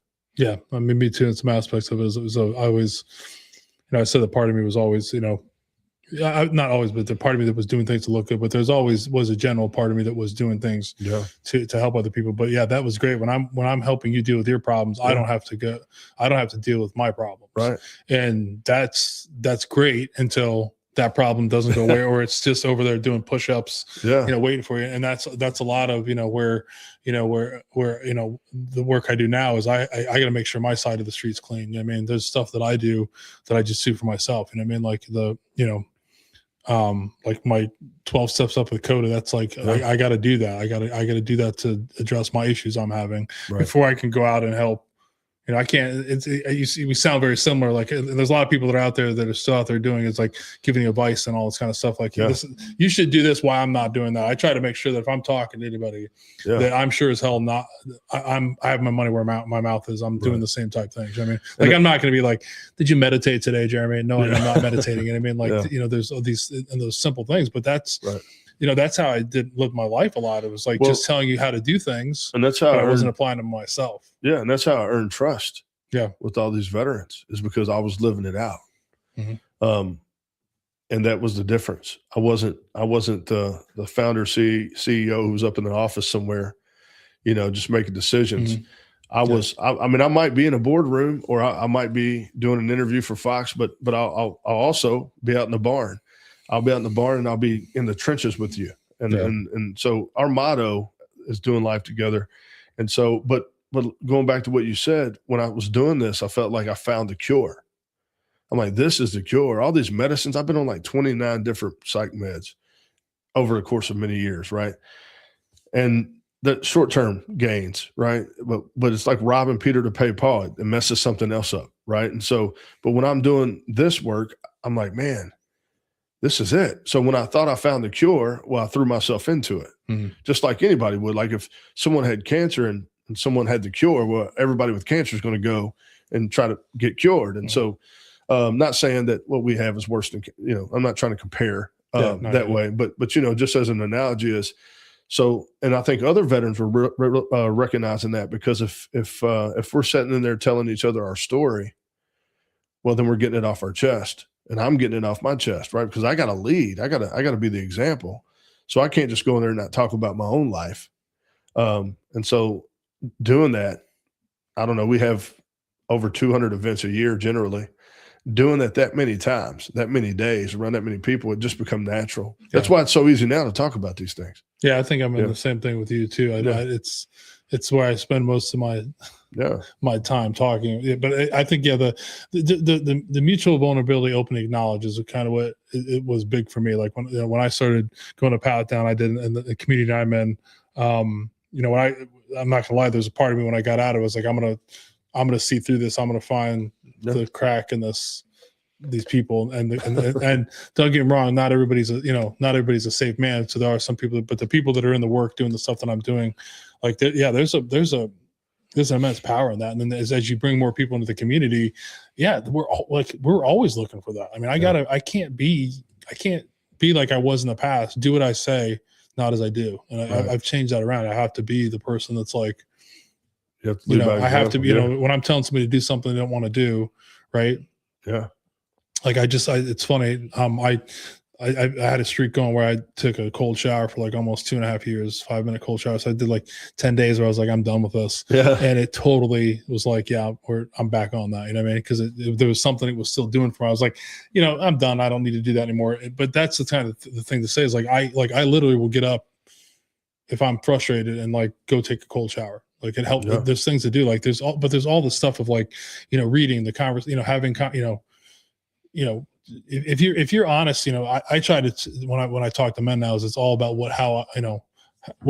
try to relate to something that's happening with me and not them. You know what I mean? I think that's where the power comes from. That's why I've said before is like, I'm not alone anymore. All these problems I have, somebody else has them. And these men that these guys have, that's the powerful thing is when you hear your story and them. I mean, there's a part of me that's like, holy cow, here's my chance to help them. Because I had I was doing the same thing. I do this. That's, we have a term, me too. Like if you're talking to men, I can say me too. Like this whole time I could have been saying me too, me too. Yeah. And that's a powerful thing to do. Like when someone says to you, then you just, that's what I've always been looking for. And like you said before, that's the cure. Like, and people, there's different cures. Don't get me wrong. I mean, I'm not against like, medication is necessary for some aspects, but I have it that the problem with PTS, PTS and complex PTS is it can be solved by no medication. It's a philosophical problem that we can address. And if you have the right thing, I totally believe it. I believe it's curable. I believe that it's not always, that doesn't mean it's easy, but it can solve the problems you're having. I mean, I don't think about killing myself anymore. Yeah. It's good, man. It's huge. I mean, and that's the thing is that's like, I never knew what that was. And I had to figure out all these other things were not working. This path worked for me. I mean, you may be, like I said, on a mountain, you're over there. It's fine. Your path is different, but we're on that mountain together, that journey. That's what's worked for me. And I'm just going to be like, well, how did Jeremy get what he got? That's the other thing too, is like always listening, like how other people are getting through it. That's been powerful. I think that's the one thing we miss in the world, actually. And I mean, that's what, that's what, I have that as the cure, I mean, being able to focus on myself. Yeah. Right. Do things so I love myself. Right. Right. Be present and be of service. And that has changed how I view my life. Yeah. I think it's changed how I am in my life to other people as well. You know what I mean? Yeah. Yeah. Those are all good things, man. Those are all things that will keep you on that path too. Because it's very easy to get off of it There's a lot of temptation out there to do other things, but it sounds like you got a good foundation. You know what I mean? So can come off the wheels like that, though. Yeah. It's well, fun. I think we all could. Yeah. So do you want to talk about some of the, you want to talk about, you mentioned that there was some problems that the organization ran into. Do you want to talk about that a little bit, or? Yeah. It's up to you. Yeah. No, man, that's fine. So when I was talking about earlier, when I felt like I found the cure, right? So then I threw myself into this, which led to a legal issue down the road. And basically what it boiled down to is there's a discrepancy with what the government, the Department of Justice, and the VA, how they define work, right? Volunteerism, by definition, is not work. It is volunteer. When you look at the Department of Labor, their definition of work is to do something for compensation. Well, if that's the Department of Labor, that's the government that should be all encompassing, right? But every different agency has a different way of looking at it. And so basically, in 2023, after coming home from, I was down in Georgia getting some more treatment for TBI. I was down there for 2 weeks. I come back, and these couple guys come in and wanted to talk to me. They were from the VA OIG, right? And so we're up there talking, and they're basically just asking me, how do you do this? And I thought, well, that's kind of a broad question, Now, I didn't know who these guys were at this time. They didn't disclose who they were in the moment. They did that later. But, basically just said, well, first of all, I can do this because I don't have an intellectual disability, right? I have the ability to think. I can be smart and disabled at the same time, right?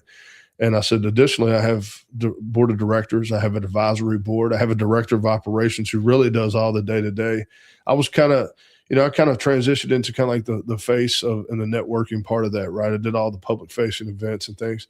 And so I said, so he does that. I said, and then we have hundreds of volunteers. That's who makes this thing go around. This isn't the Jeremy Harrell show, And apparently that wasn't a good enough answer, because they thought, well, you have PTSD. You shouldn't be able to run a successful, nonprofit. Well, again, it's not me, it's us, it's we. I mean, there's, at that time we had, I think, 7 to 9 board members. Of course, I had my wife who helps. I had, a director of operations who works 40 to 60 hours a week there.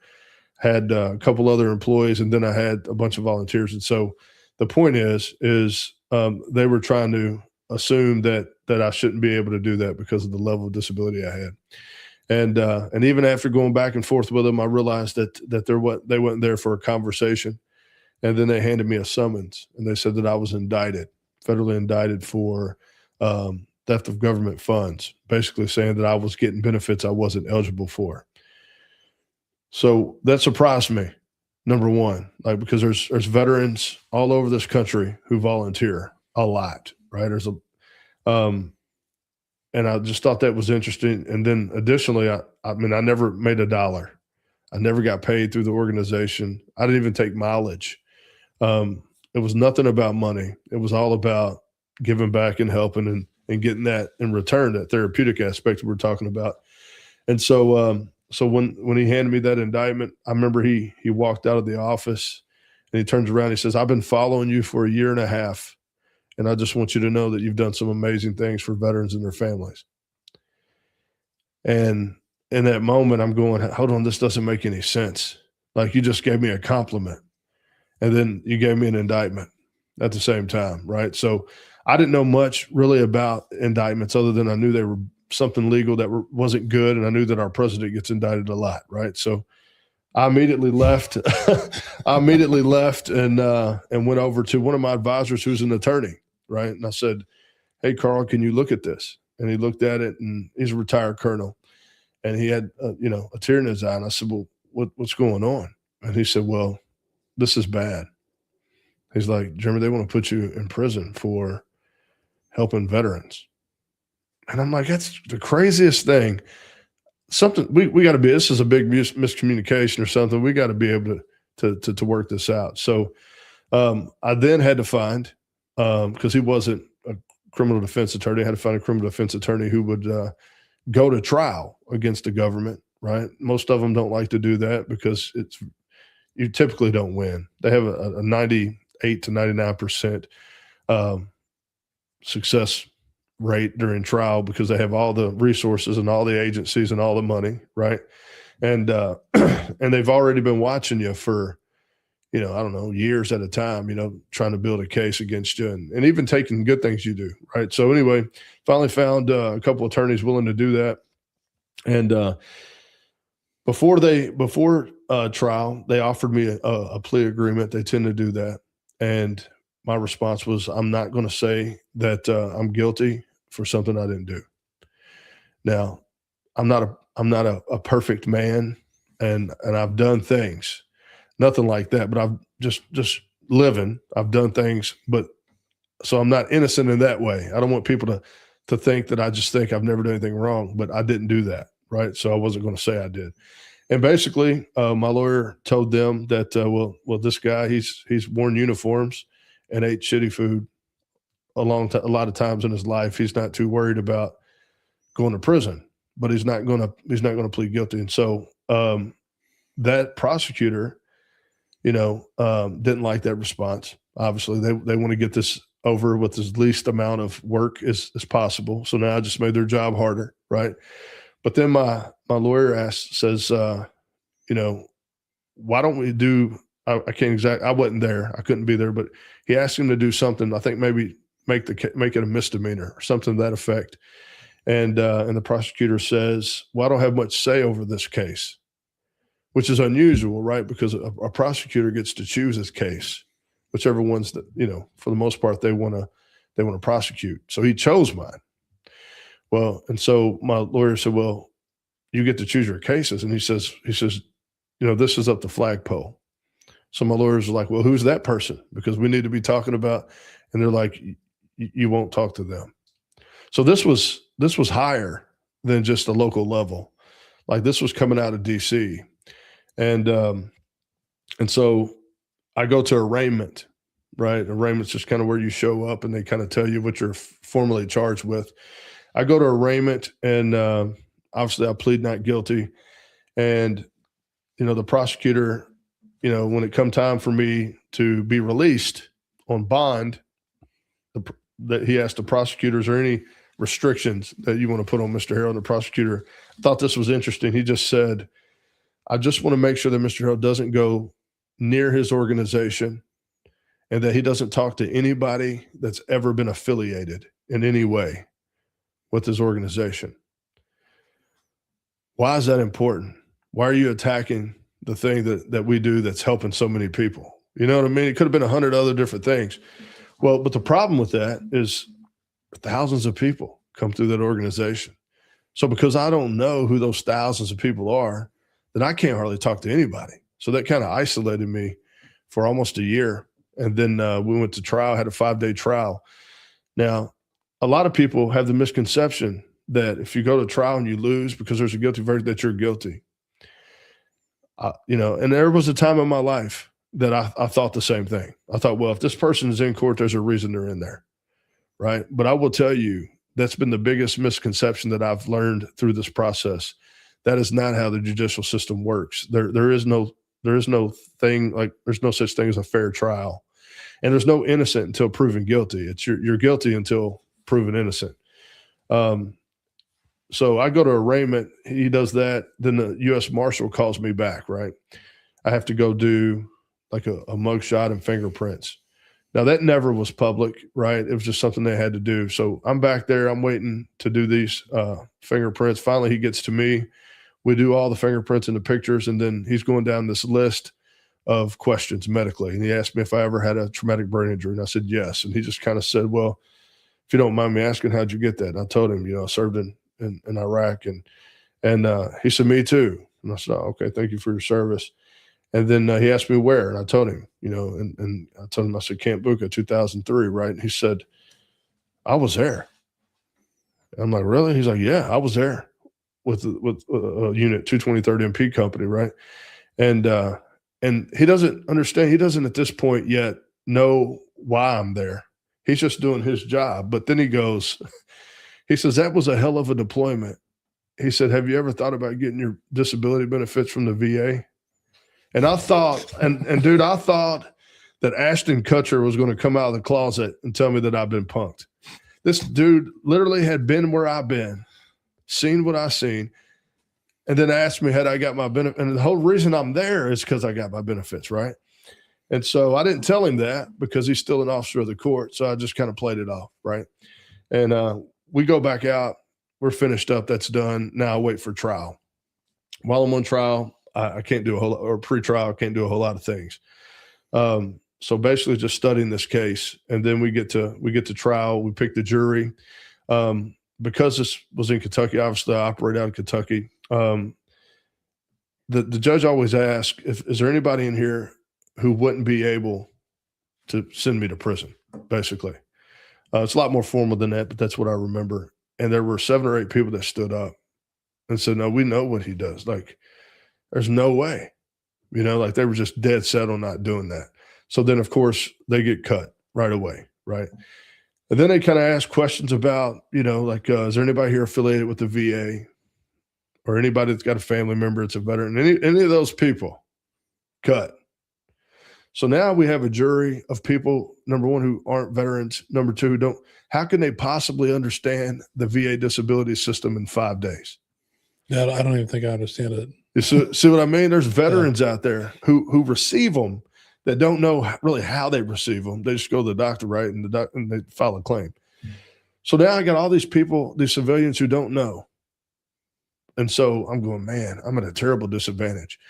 So we go through trial, and funny enough, the prosecutor focuses very little on the benefits. He mostly talks about how successful I am, how much I'm on TV, how much I'm doing this, and I'm public speaking. And none of that really is relevant to disability. Like, there's nothing that says that if you are disabled that you have to be bedbound in the basement.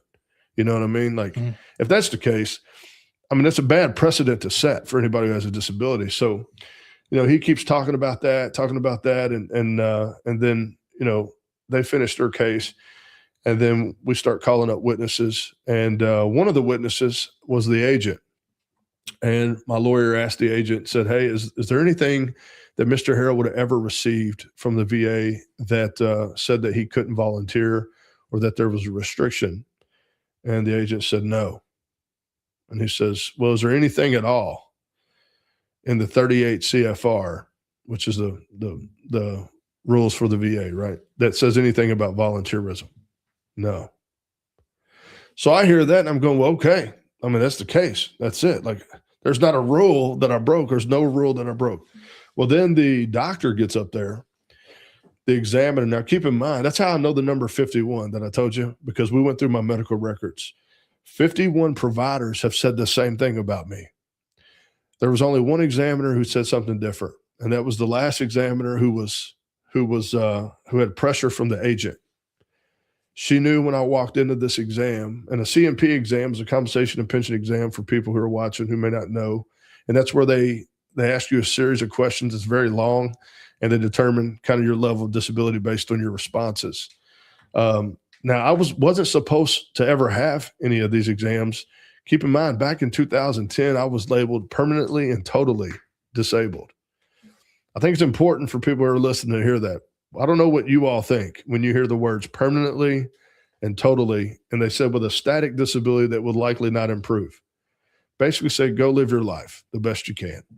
So that's what I did, right? I just started. So we go through trial. The examiner gets on there, and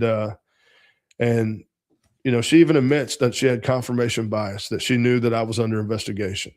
Well, how can she give me a fair exam knowing that that's the case, right? And then I found out that the investigator had created his own questionnaire in addition to the traditional CNP exam, which shouldn't be legal. The exam for one veteran should be the same for the other.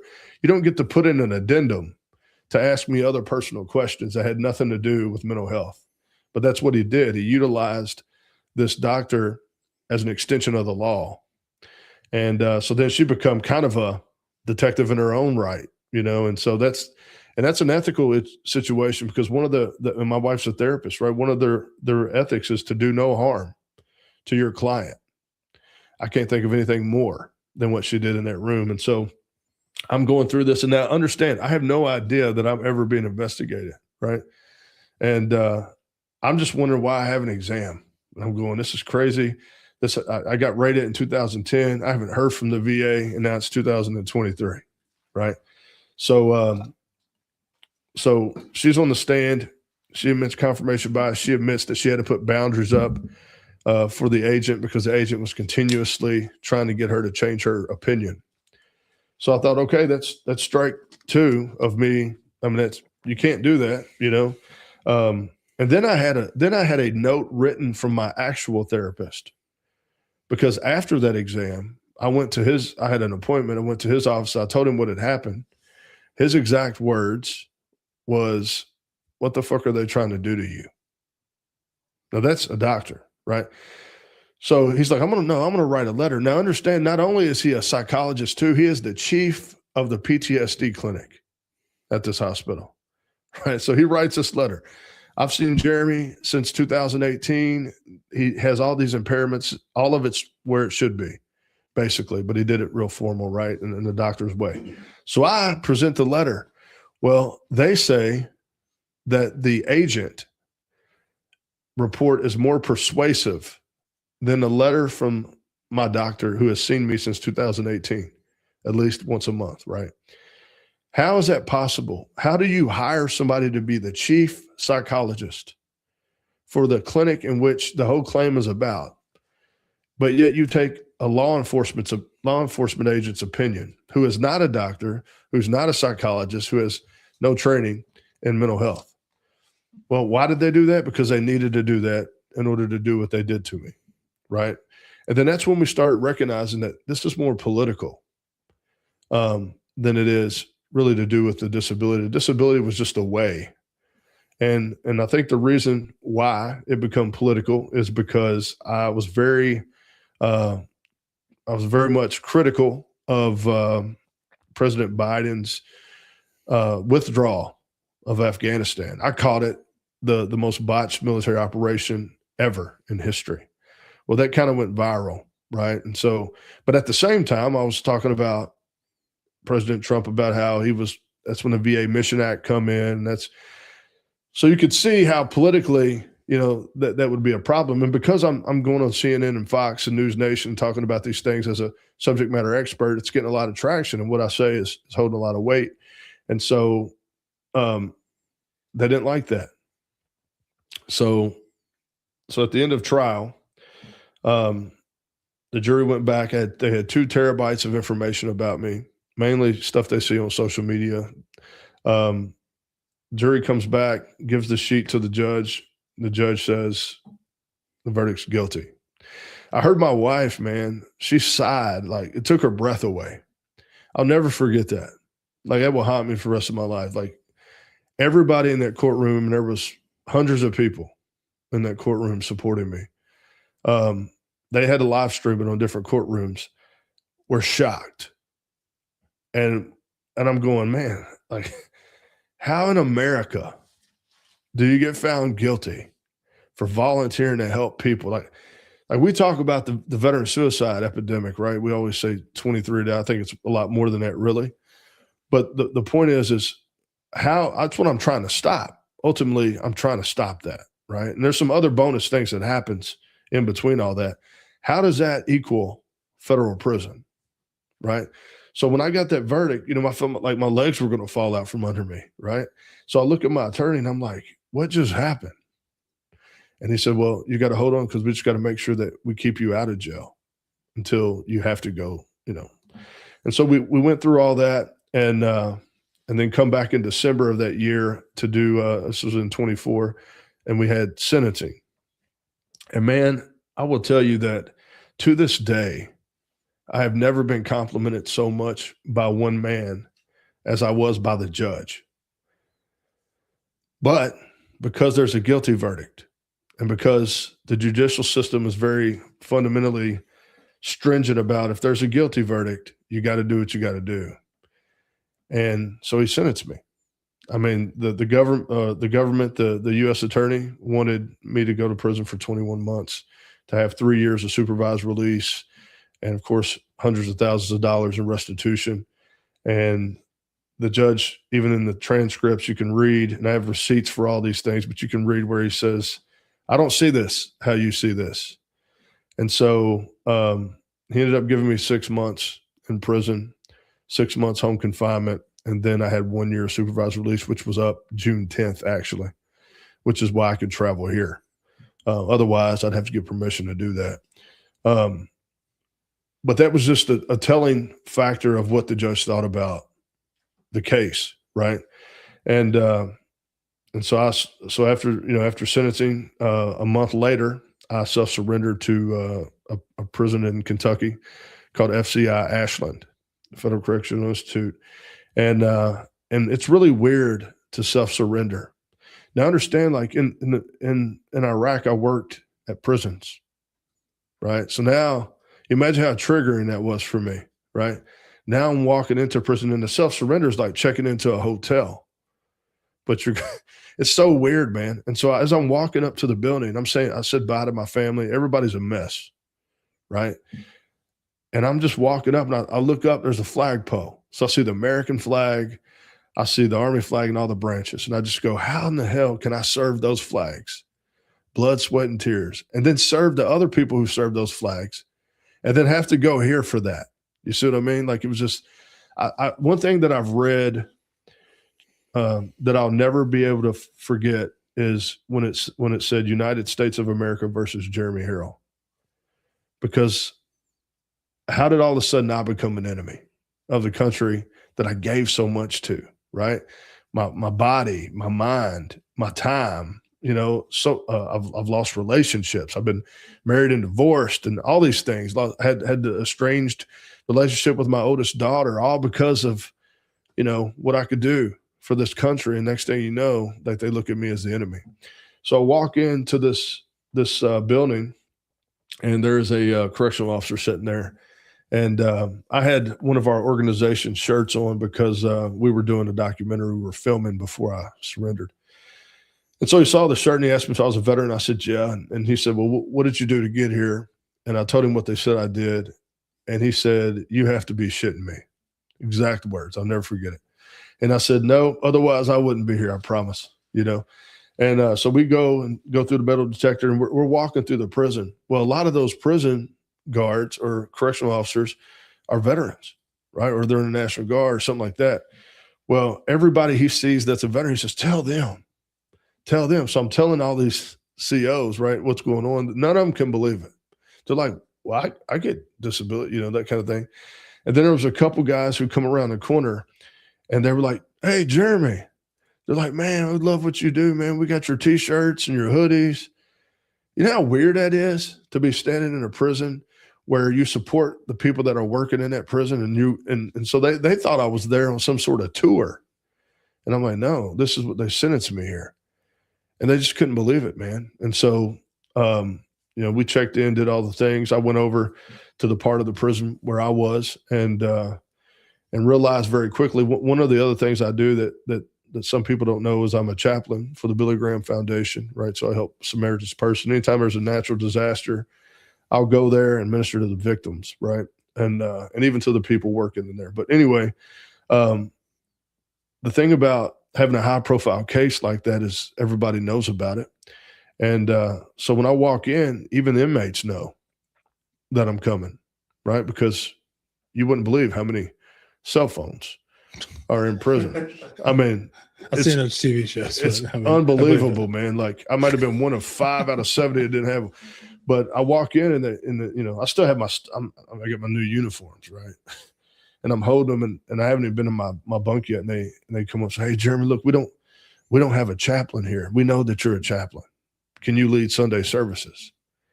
And I thought, for a minute, God, if this is the reason why you sent me here, I could have just come here and left at the end of the day. You know what I mean? Like, we didn't have to play this game. So of course I say, yeah, what else am I going to do in there? Right. And it's the right thing to do because some of these guys need to know about God. Right. So I say, yeah. So I started doing that. I did that every Sunday, led Bible studies. And then I had a table that I sat at every day. And then I would talk to other men who come out who needed mentorship. And it wasn't like I had a sign up that said, hey, I'm here to do this. It's just that they would tell me things, I would give them answers, and it helped them. And so that's basically how I spent my time. As it was almost like guys would sit down, we would talk about, it could be about faith, it could be about fatherhood, could anything. And then, you know, waited for the time, right? And so about 4 months in, I found out that I was going to get out early because of the First Step Act, which was enacted in 2018. I had no issues. So I go to the secretary's office. He tells me, he says, you're going to go home, but first you got to go to this halfway house. And I'm like, I'm not supposed to go to no halfway house. You know, I'm supposed to go straight home. And of course, they don't care what you say, you know, in there, because basically you're a registered number, which is very difficult too, right? Like you go from, and they would say things about it every now and then about, like, you know, you go from the leader of this organization is very, very respected and well known to now you're a number, right? It's almost like institutionalized, almost like the military in a sense. So when I would say my name, a lot of times they would say, I don't care about that. What's your number? And I was just like, man, if I was weak, if my mind was weak, this would destroy me, you know? And it did. It tore a lot of guys up in there, you know, but I just played the game. It was almost like being in boot camp again. You know, they're going to do these things. You know, they're going to play these games. You just go through it. So anyway, he tells me I'm going to a halfway house. I call my wife. A couple of weeks later, she comes and gets me. I have 2 hours to get from there to the halfway house, and it's exactly 2 hours away, right? So she picks me up. I go to this halfway house, and I'm only supposed to be there a short period of time. Well, that time comes, and nothing's happening. So I bring up a point like, hey, I'm supposed to get out of here. You know, I'm supposed to, oh, no, it doesn't work that way. There's a lot of paperwork, you know. And I was like, okay. So about 9 days later, my wife puts out like this used to be Twitter. I don't know what they call it now. It's X, but put out this tweet, right? And she tagged Savannah Crisley and tagged the director of the Bureau of Prisons. Well, then about a day later, she got a phone call from those people, and they actually sent someone down to get me out, right? And so they come and got me, and it was a big fiasco, right? When they come, they brought news cameras. There was a senator. There was police officers, right? It was like this whole spectacle. All I want to do is just go home, right? I'm still trying to process how I got there. Like, I still can't understand how helping people for free, right, get you in a place like that. So, so we're there, and he comes in and tells me, you know, it's time for you to go. I go out there, do a news interview with the news channel, then I go home. When I get into my neighborhood, there's 3 news channels in my driveway. So they come in, I do that, and then the director of the Bureau of Prisons actually called me and said, hey, Jeremy, we apologize, you know, that you were in there longer than you're supposed to be, and, you know, went through this whole spiel. And it ended up being a decent call, but I thought it was weird. I don't know that in history that federal inmates ever been called by the director of the BOP while he was an active inmate. So that was kind of strange. I didn't know if I was allowed to do that. But and then that's how I got out, man. That's how all that went down. But the point about this veteran thing is they think because of the success. Like if I was a guy at the VFW, nothing wrong with that. But say I just volunteered once or twice a week on bingo night, nobody would have bothered me. You see what I'm saying? Mm-hmm. And even during trial, my attorney, he used a good point. He says, so when you're considered unemployable, you can actually still make up to the poverty limit of your family, whatever your family size is. In Kentucky, I think for me it was like 30-some thousand, right? And so the lawyer said, so what if Mr. Harrell worked for minimum wage as a Walmart greeter and he worked 80 hours a week? Would you still be doing this? And the VA rater, the expert up there, says no. So my lawyer says, okay, so he could make money, work 80 hours a week, and nobody would bat an eye, but he volunteers less than that, and he doesn't take any money, and all of a sudden it's a crime. Well, they didn't have a good answer for that. But at the end of the day, the jury did what they did. And so now what we've been doing is we've been appealing. I just recently had oral arguments.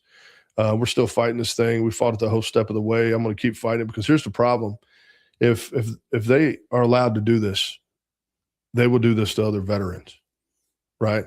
And I can't tell you how many calls I got from veterans about, hey, Jeremy, I coached my son's ball team. Like, am I going to have to quit coaching? Or are they going to take my benefits and send me to prison? Or I would, even worse than that, I have Vietnam veterans who are in their 70s calling me saying, Jeremy, I can't work. Does that mean I sell raffle tickets to help the Marine Corps League? Does that mean I'm going to So all these veterans are scared to death now, because there's never been a case like this. There's one of one in history. Now, there's been other VA like cases where they've been defrauded, but that's basically like, and this is a real case happened in Florida. The guy was like, I got a bad back, goes in the VA in a wheelchair, but he's a fitness influencer on Instagram, deadlifting 500 pounds. Now that's clear.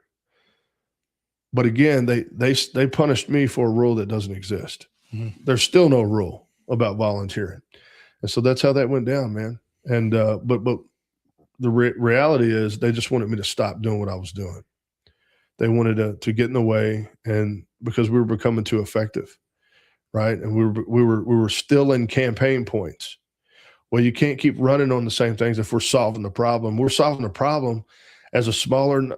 I mean, we had a big influence, but we're smaller money wise, right? And we're solving all these problems that they think they need millions and millions of dollars over 10 years to solve. We're doing it with $30,000 in 2 months.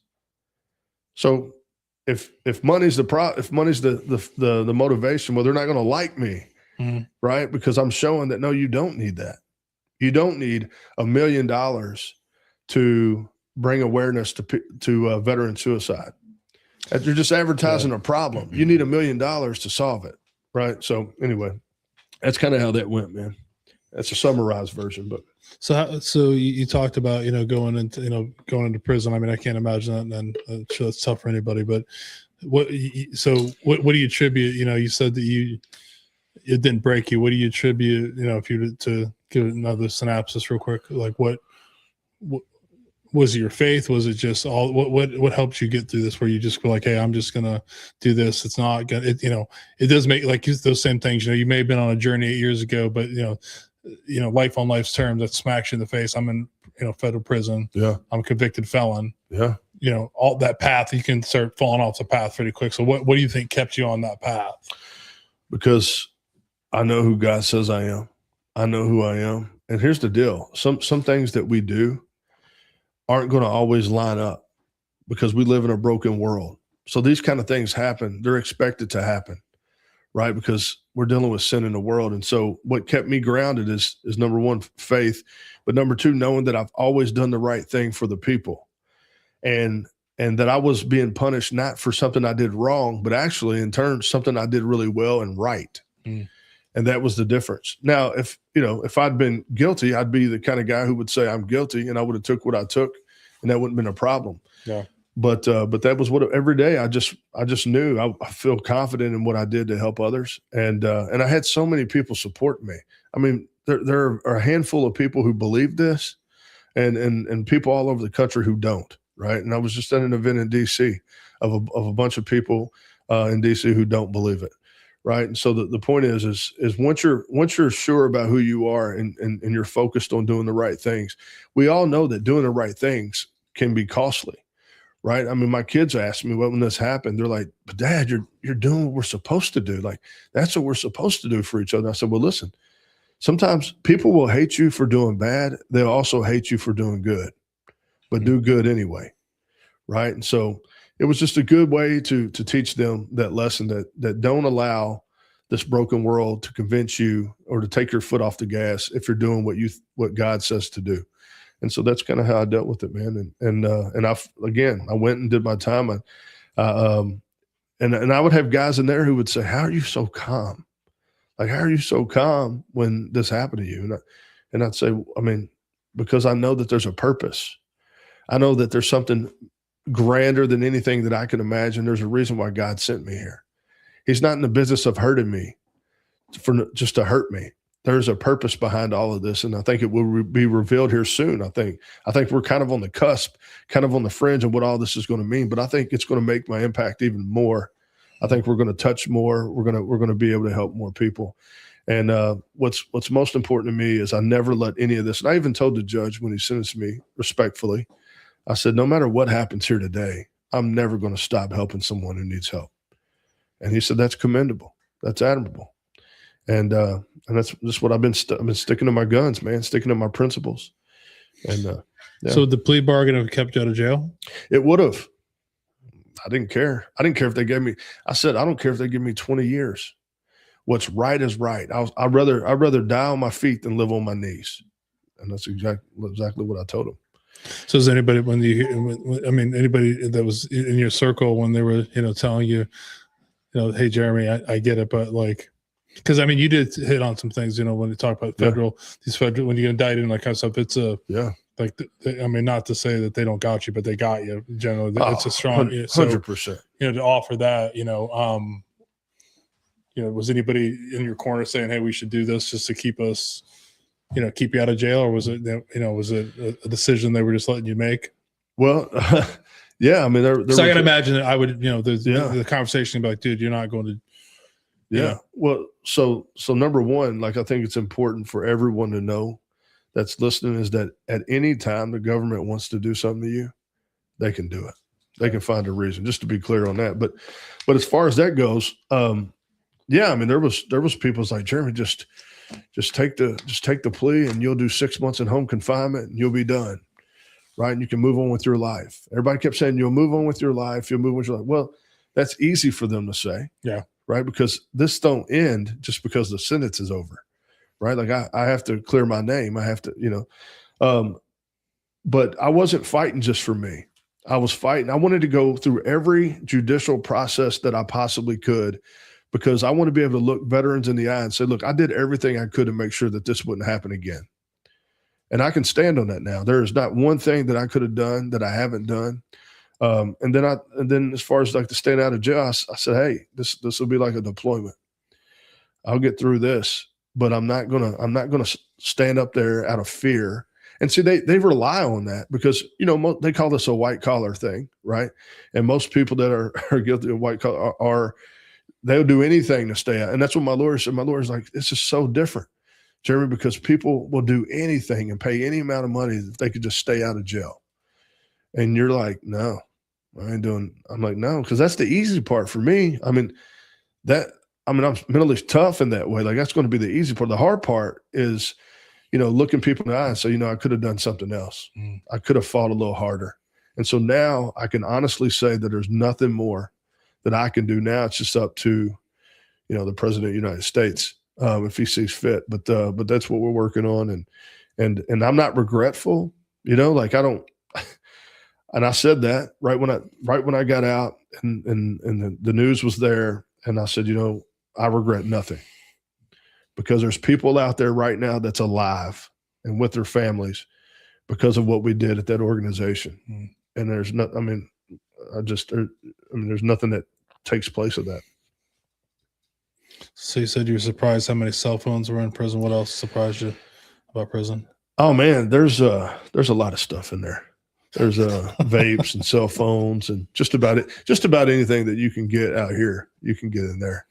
But I was very surprised. Of course, I didn't, I wasn't going to get one of those, I can understand how some people would want that, right? Because if you got 10, 20 years, it's a lot, because you only get 300 minutes a month to call your family on the wall phones. Right. But I wasn't playing the game.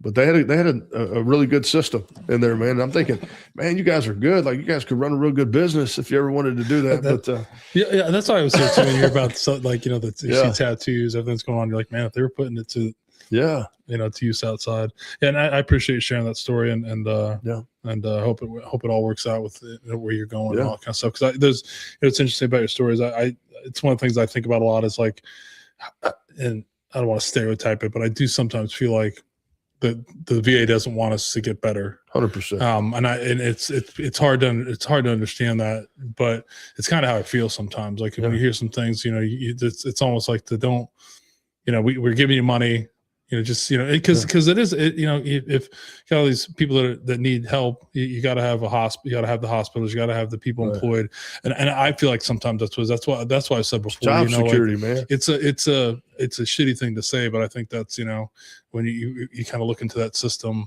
you kind of feel that way. Like my dad's over there, like he has to drive to Dayton to get the non-generic version of medication they needs because the VA can't send that to his house. Right. I mean, this is fucking crazy. I mean, but they're glad you give you the generic, which they know has a problem, to give it to. But that's what I'm saying. I'm with you on how it is. I feel like because that's where I struggle with some of the stuff that I've been reluctant to to file my own claims about stuff because I feel like that's I've felt that way, but I've also been like, man, should I be? Yeah, I can go walk around, I can go to work, but should I be feeling like no one's seeing me getting up 6 times at night exactly with my back bothering me? Like nobody, like there's some stuff that's going on. As much as I talk about, not wanting to commit suicide, right? Right now there's I've had a lot of dark moments in my life. I've had a lot of, there's been some things that, but that's the balance of and the benefit of the bad part about for the veteran is what you talked about is what they don't realize is getting better. That can mean that you lose that benefit. So I think we put veterans in. It kind of puts the veterans in a weird spot. Yeah, I mean, yeah. I mean, because if you get PTSD right now, that's what I don't even know what the percentage is. It just depends. But I mean, let's say. But the thing is like they shouldn't. It's incentivized to not get better. Oh no, 100%. Right. And so because the VA wants you to keep coming through that door, because as many times as you come through that door, the more money. And there was a point in all this where I was a consultant for the VA directors because they knew that I could build their trust scores up with the veteran community. And dude, they would have mental health graduations at my headquarters. They did flu shots out of my headquarters. They would have town halls, right? And so you think, okay, we're good partners. And then come to find out this is what they did, man. But just the point is that tells a story, because generally the VA doesn't really partner up with non-government organizations, and they knew how effective we were. Mm-hmm. And so I think that caused a problem, because they're like, dang, they're having town halls at Jeremy's or Veterans Club headquarters because they'll go there before they come to the VA. You see how that can create a problem, and I'm in the way, right? And we're kind of, compared to the VA, we're small time, right? So anyway, I believe at 100%. I believe that they think that the typical veteran with PTSD is 100% is in the basement with a pistol in their mouth and empty, liquor bottles. I think there's definitely and it's like you said before, that, and what people don't realize is that becomes some of these guys and women's identity. 100%. Yeah. And I think that's, it's just a delicate balance of it, of like, right. And don't get me wrong. I know that with any system, people are cheating, and I know there's people that are, whenever the money's involved, I know there's definitely some veterans that are pushing it, but there's also that's the thing. There's like a balance of where do you find out where it is. But I'm with that too. It's like, do they really want us to get better? And the problem is, if you get better as a veteran, and you start getting better, you lose money. And like, and some of these veterans, like say for example, you haven't been able to work for 10 years, or you haven't, and all of a sudden you're cured of your PTS, and somebody says you've been out of the workforce for 10 years. Like, what are you supposed to do? So it is a delicate thing of like, what does it look like? 16 years for me. Yeah. Right. So 51 providers, 16 years. Yeah. Why all of a sudden now you think, well, because the problem wasn't the problem. Does that make sense? Yeah. So, yeah. Yeah. I just think it is any system's a flawed system, but it's one of the things that always is, it's like I said before, when you were talking about a jury getting on there, like, if people really heard about how the VA was, I think they'd be in some of the aspects of how crazy it is. And I try to stay calm with my dad, because he uses a lot, and I'm like, the shit that they put, how they do stuff, it's like, this is insane. Like, like I cracked my tooth on Tuesday night. Yeah. Wednesday morning, I'm at a dentist getting it taken care of. Yeah, I mean, I had to pay for it. I got insurance, but like, why does it take a veteran like 7 months to get something taken care of? I mean, that's what people don't realize. It's like, and I'm with you on a lot of stuff that the system, and it does do a lot of good, but I also feel like there's a lot of improvement, and I don't know if we'll ever see that. But when it does come to that, like, there's so many organizations. That's why I said, like, so many organizations out there, and the government's how they're trying to end PTS. But there's really, I have it that the one thing that's interesting about it is it's a combination of what happened to us, before service and during service, and the government doesn't want to hear that. Because as soon as you start talking about stuff that happened to you as a kid, they're like, "Oh yeah, it's not my problem." It's and there's still people like at the VBA, the benefits, because there's two sides. There's VBA, there's VHA. At the VHA side, the healthcare side, there's a lot of great people that work that really care about veterans. It's the Veterans Benefit Administration that treat veterans' claims like they're claim adjusters. Like we're not calling in for a new roof. Like we had to be super healthy to get through MEPS. And you said that if I come back and I'm not as healthy, you were going to take care of it. You see what I mean? Like you said, so we go and fulfill our end of the obligation. And then if we get broken some way, whether it's mental or physical or both, well, then their promise was we're going to take care of you. So I like that. What happened? It just made me think my one son, when he had to get a waiver because he was trying to do a nursing thing and he tore his labrum, and people forget that. Like I even forget that you had to, like, people don't realize you could be signing up, go to the military and go to MEPS, and all of a sudden they're like, you can't do this. Like 100%. You're out. Like, see ya. Like, it's very easy. Like, it's like, and like, the peak of how healthy you were. Like, and then you see now, say, I get headaches and that's enough. They're like, oh, you have a flat, like you're gone. But now I'm like, we were like, most of us were, the best specimens you could be at the time. Well, that's why, like, that's how you know that you had to be super healthy. Because if you said you were ever on ADHD, you're gone. You had a headache, you're gone. Yeah, I wonder how you hear that, but somehow I feel like it's like people are getting by that. So, well, we're getting close to 2.5 hours here, which is easy. Like, what else do we want to tell about Jeremy? It's your story. Anything else you want to talk about that we didn't talk about? I don't think so, man. I just I just want to make sure that the folks out there listening, never give up, never quit. Be transparent, talk to somebody, find at least one person that you can trust, that you can lean on, and to make sure you're taking care of yourself, and to get plugged in the community, do something that fulfills the void in your heart, right? And just pray that God is with you. Ask God to be in your life, let Him lead it, and you will overcome these things. Thank you for that. I do have one more question. Yeah, go ahead. Yeah. I always and you've been in this game a little bit longer than I have with trying to help with the veteran suicide epidemic. I don't know if game's the right way to put it, but it is it's a game of life and death is how I have it. But so with all the focus that is on veteran suicide and warrior class first responders, what is being done, what is not being done that you think needs to be done to combat the suicide epidemic we're seeing? Well, I mean, I think just throwing medication at it's not working.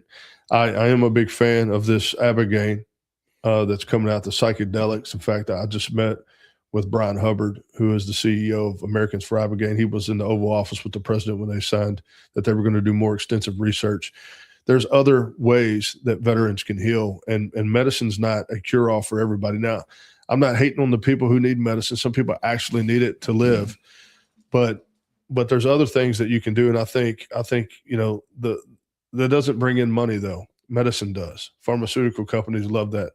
And the other thing is isolation, right? Here's the deal. I isolated, right? So I started doing this with the organization while I was in community, right? I got criminalized for being in community. I got criminalized for not looking broken enough, right? So I think that's a bad precedent to set. And I think, if veterans feel like their benefits are at risk every time they try to enjoy something in life, well, I think that's a lot of the reason why they do that. And the other reason they commit, they take their own lives a lot of times is because they're not getting the treatment that they deserve. And that's why you see stories of veterans going to the actual hospitals and doing that. That's a message. And we got to wake up. You know, a veteran who's in crisis should not have to wait months to get mental health treatment. It should be immediate. And they have the resources to do that. So I just think we just can't always say, oh, we're working against the 23 a day or 22 a day. Then sometimes it goes to 17 and a half. I don't even know how that works. But put actionable items behind what you're doing. Have a 24-hour mental health crisis center in the hospital so that anybody can come there. But I think one cool thing that happened that just happened not too long ago is that now you can go to any emergency room if you're in a mental health crisis, and the VA will cover that cost. So that's one step in the right direction. But I think there's just a lot more we can do. But they also need to listen to us. Yeah. Right. So yeah, that again thing is an interesting thing. So I'm with it that there's never been so many organizations, so much money being thrown at a problem that doesn't seem to be getting better. And I think 100%. it's a traditional way of approaching it is like, it's just not working. So I'm very excited to see that as well with the plant-based medicine version of does that help?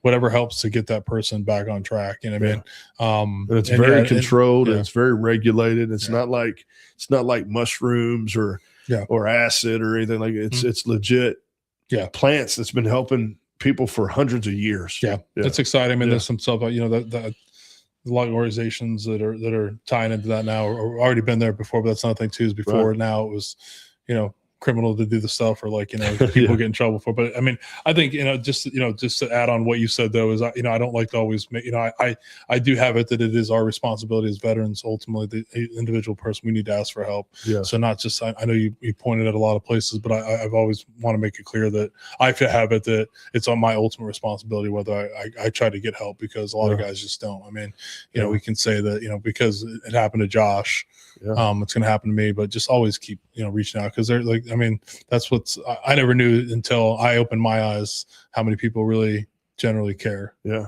How many people, I can, that I can talk to that I don't have to hold that on my own anymore. You know what I mean? Yeah. Encourage, some people think that's weakness, but if it was so weak, then everybody, everybody wouldn't do it. Right. Yeah. So it takes more courage, more strength to ask for help. So it's not a sign of weakness. Weakness is allowing yourself to suffer in a way where you're thinking about ending your life. Don't do that. Wise words. So anything else? That's it. That's it, buddy. Well, I would like to thank you for coming on to episode 98. Sorry, it's not 100. Yeah. Now I know why you didn't come earlier. No, I'm kidding. I'm joking. I was trying to make it about me. I know. You just had to hold it. We talked about it before. Weeks. Yeah. It's fine. But again, thank you for coming on, sharing your story. Thank you for your honesty with it.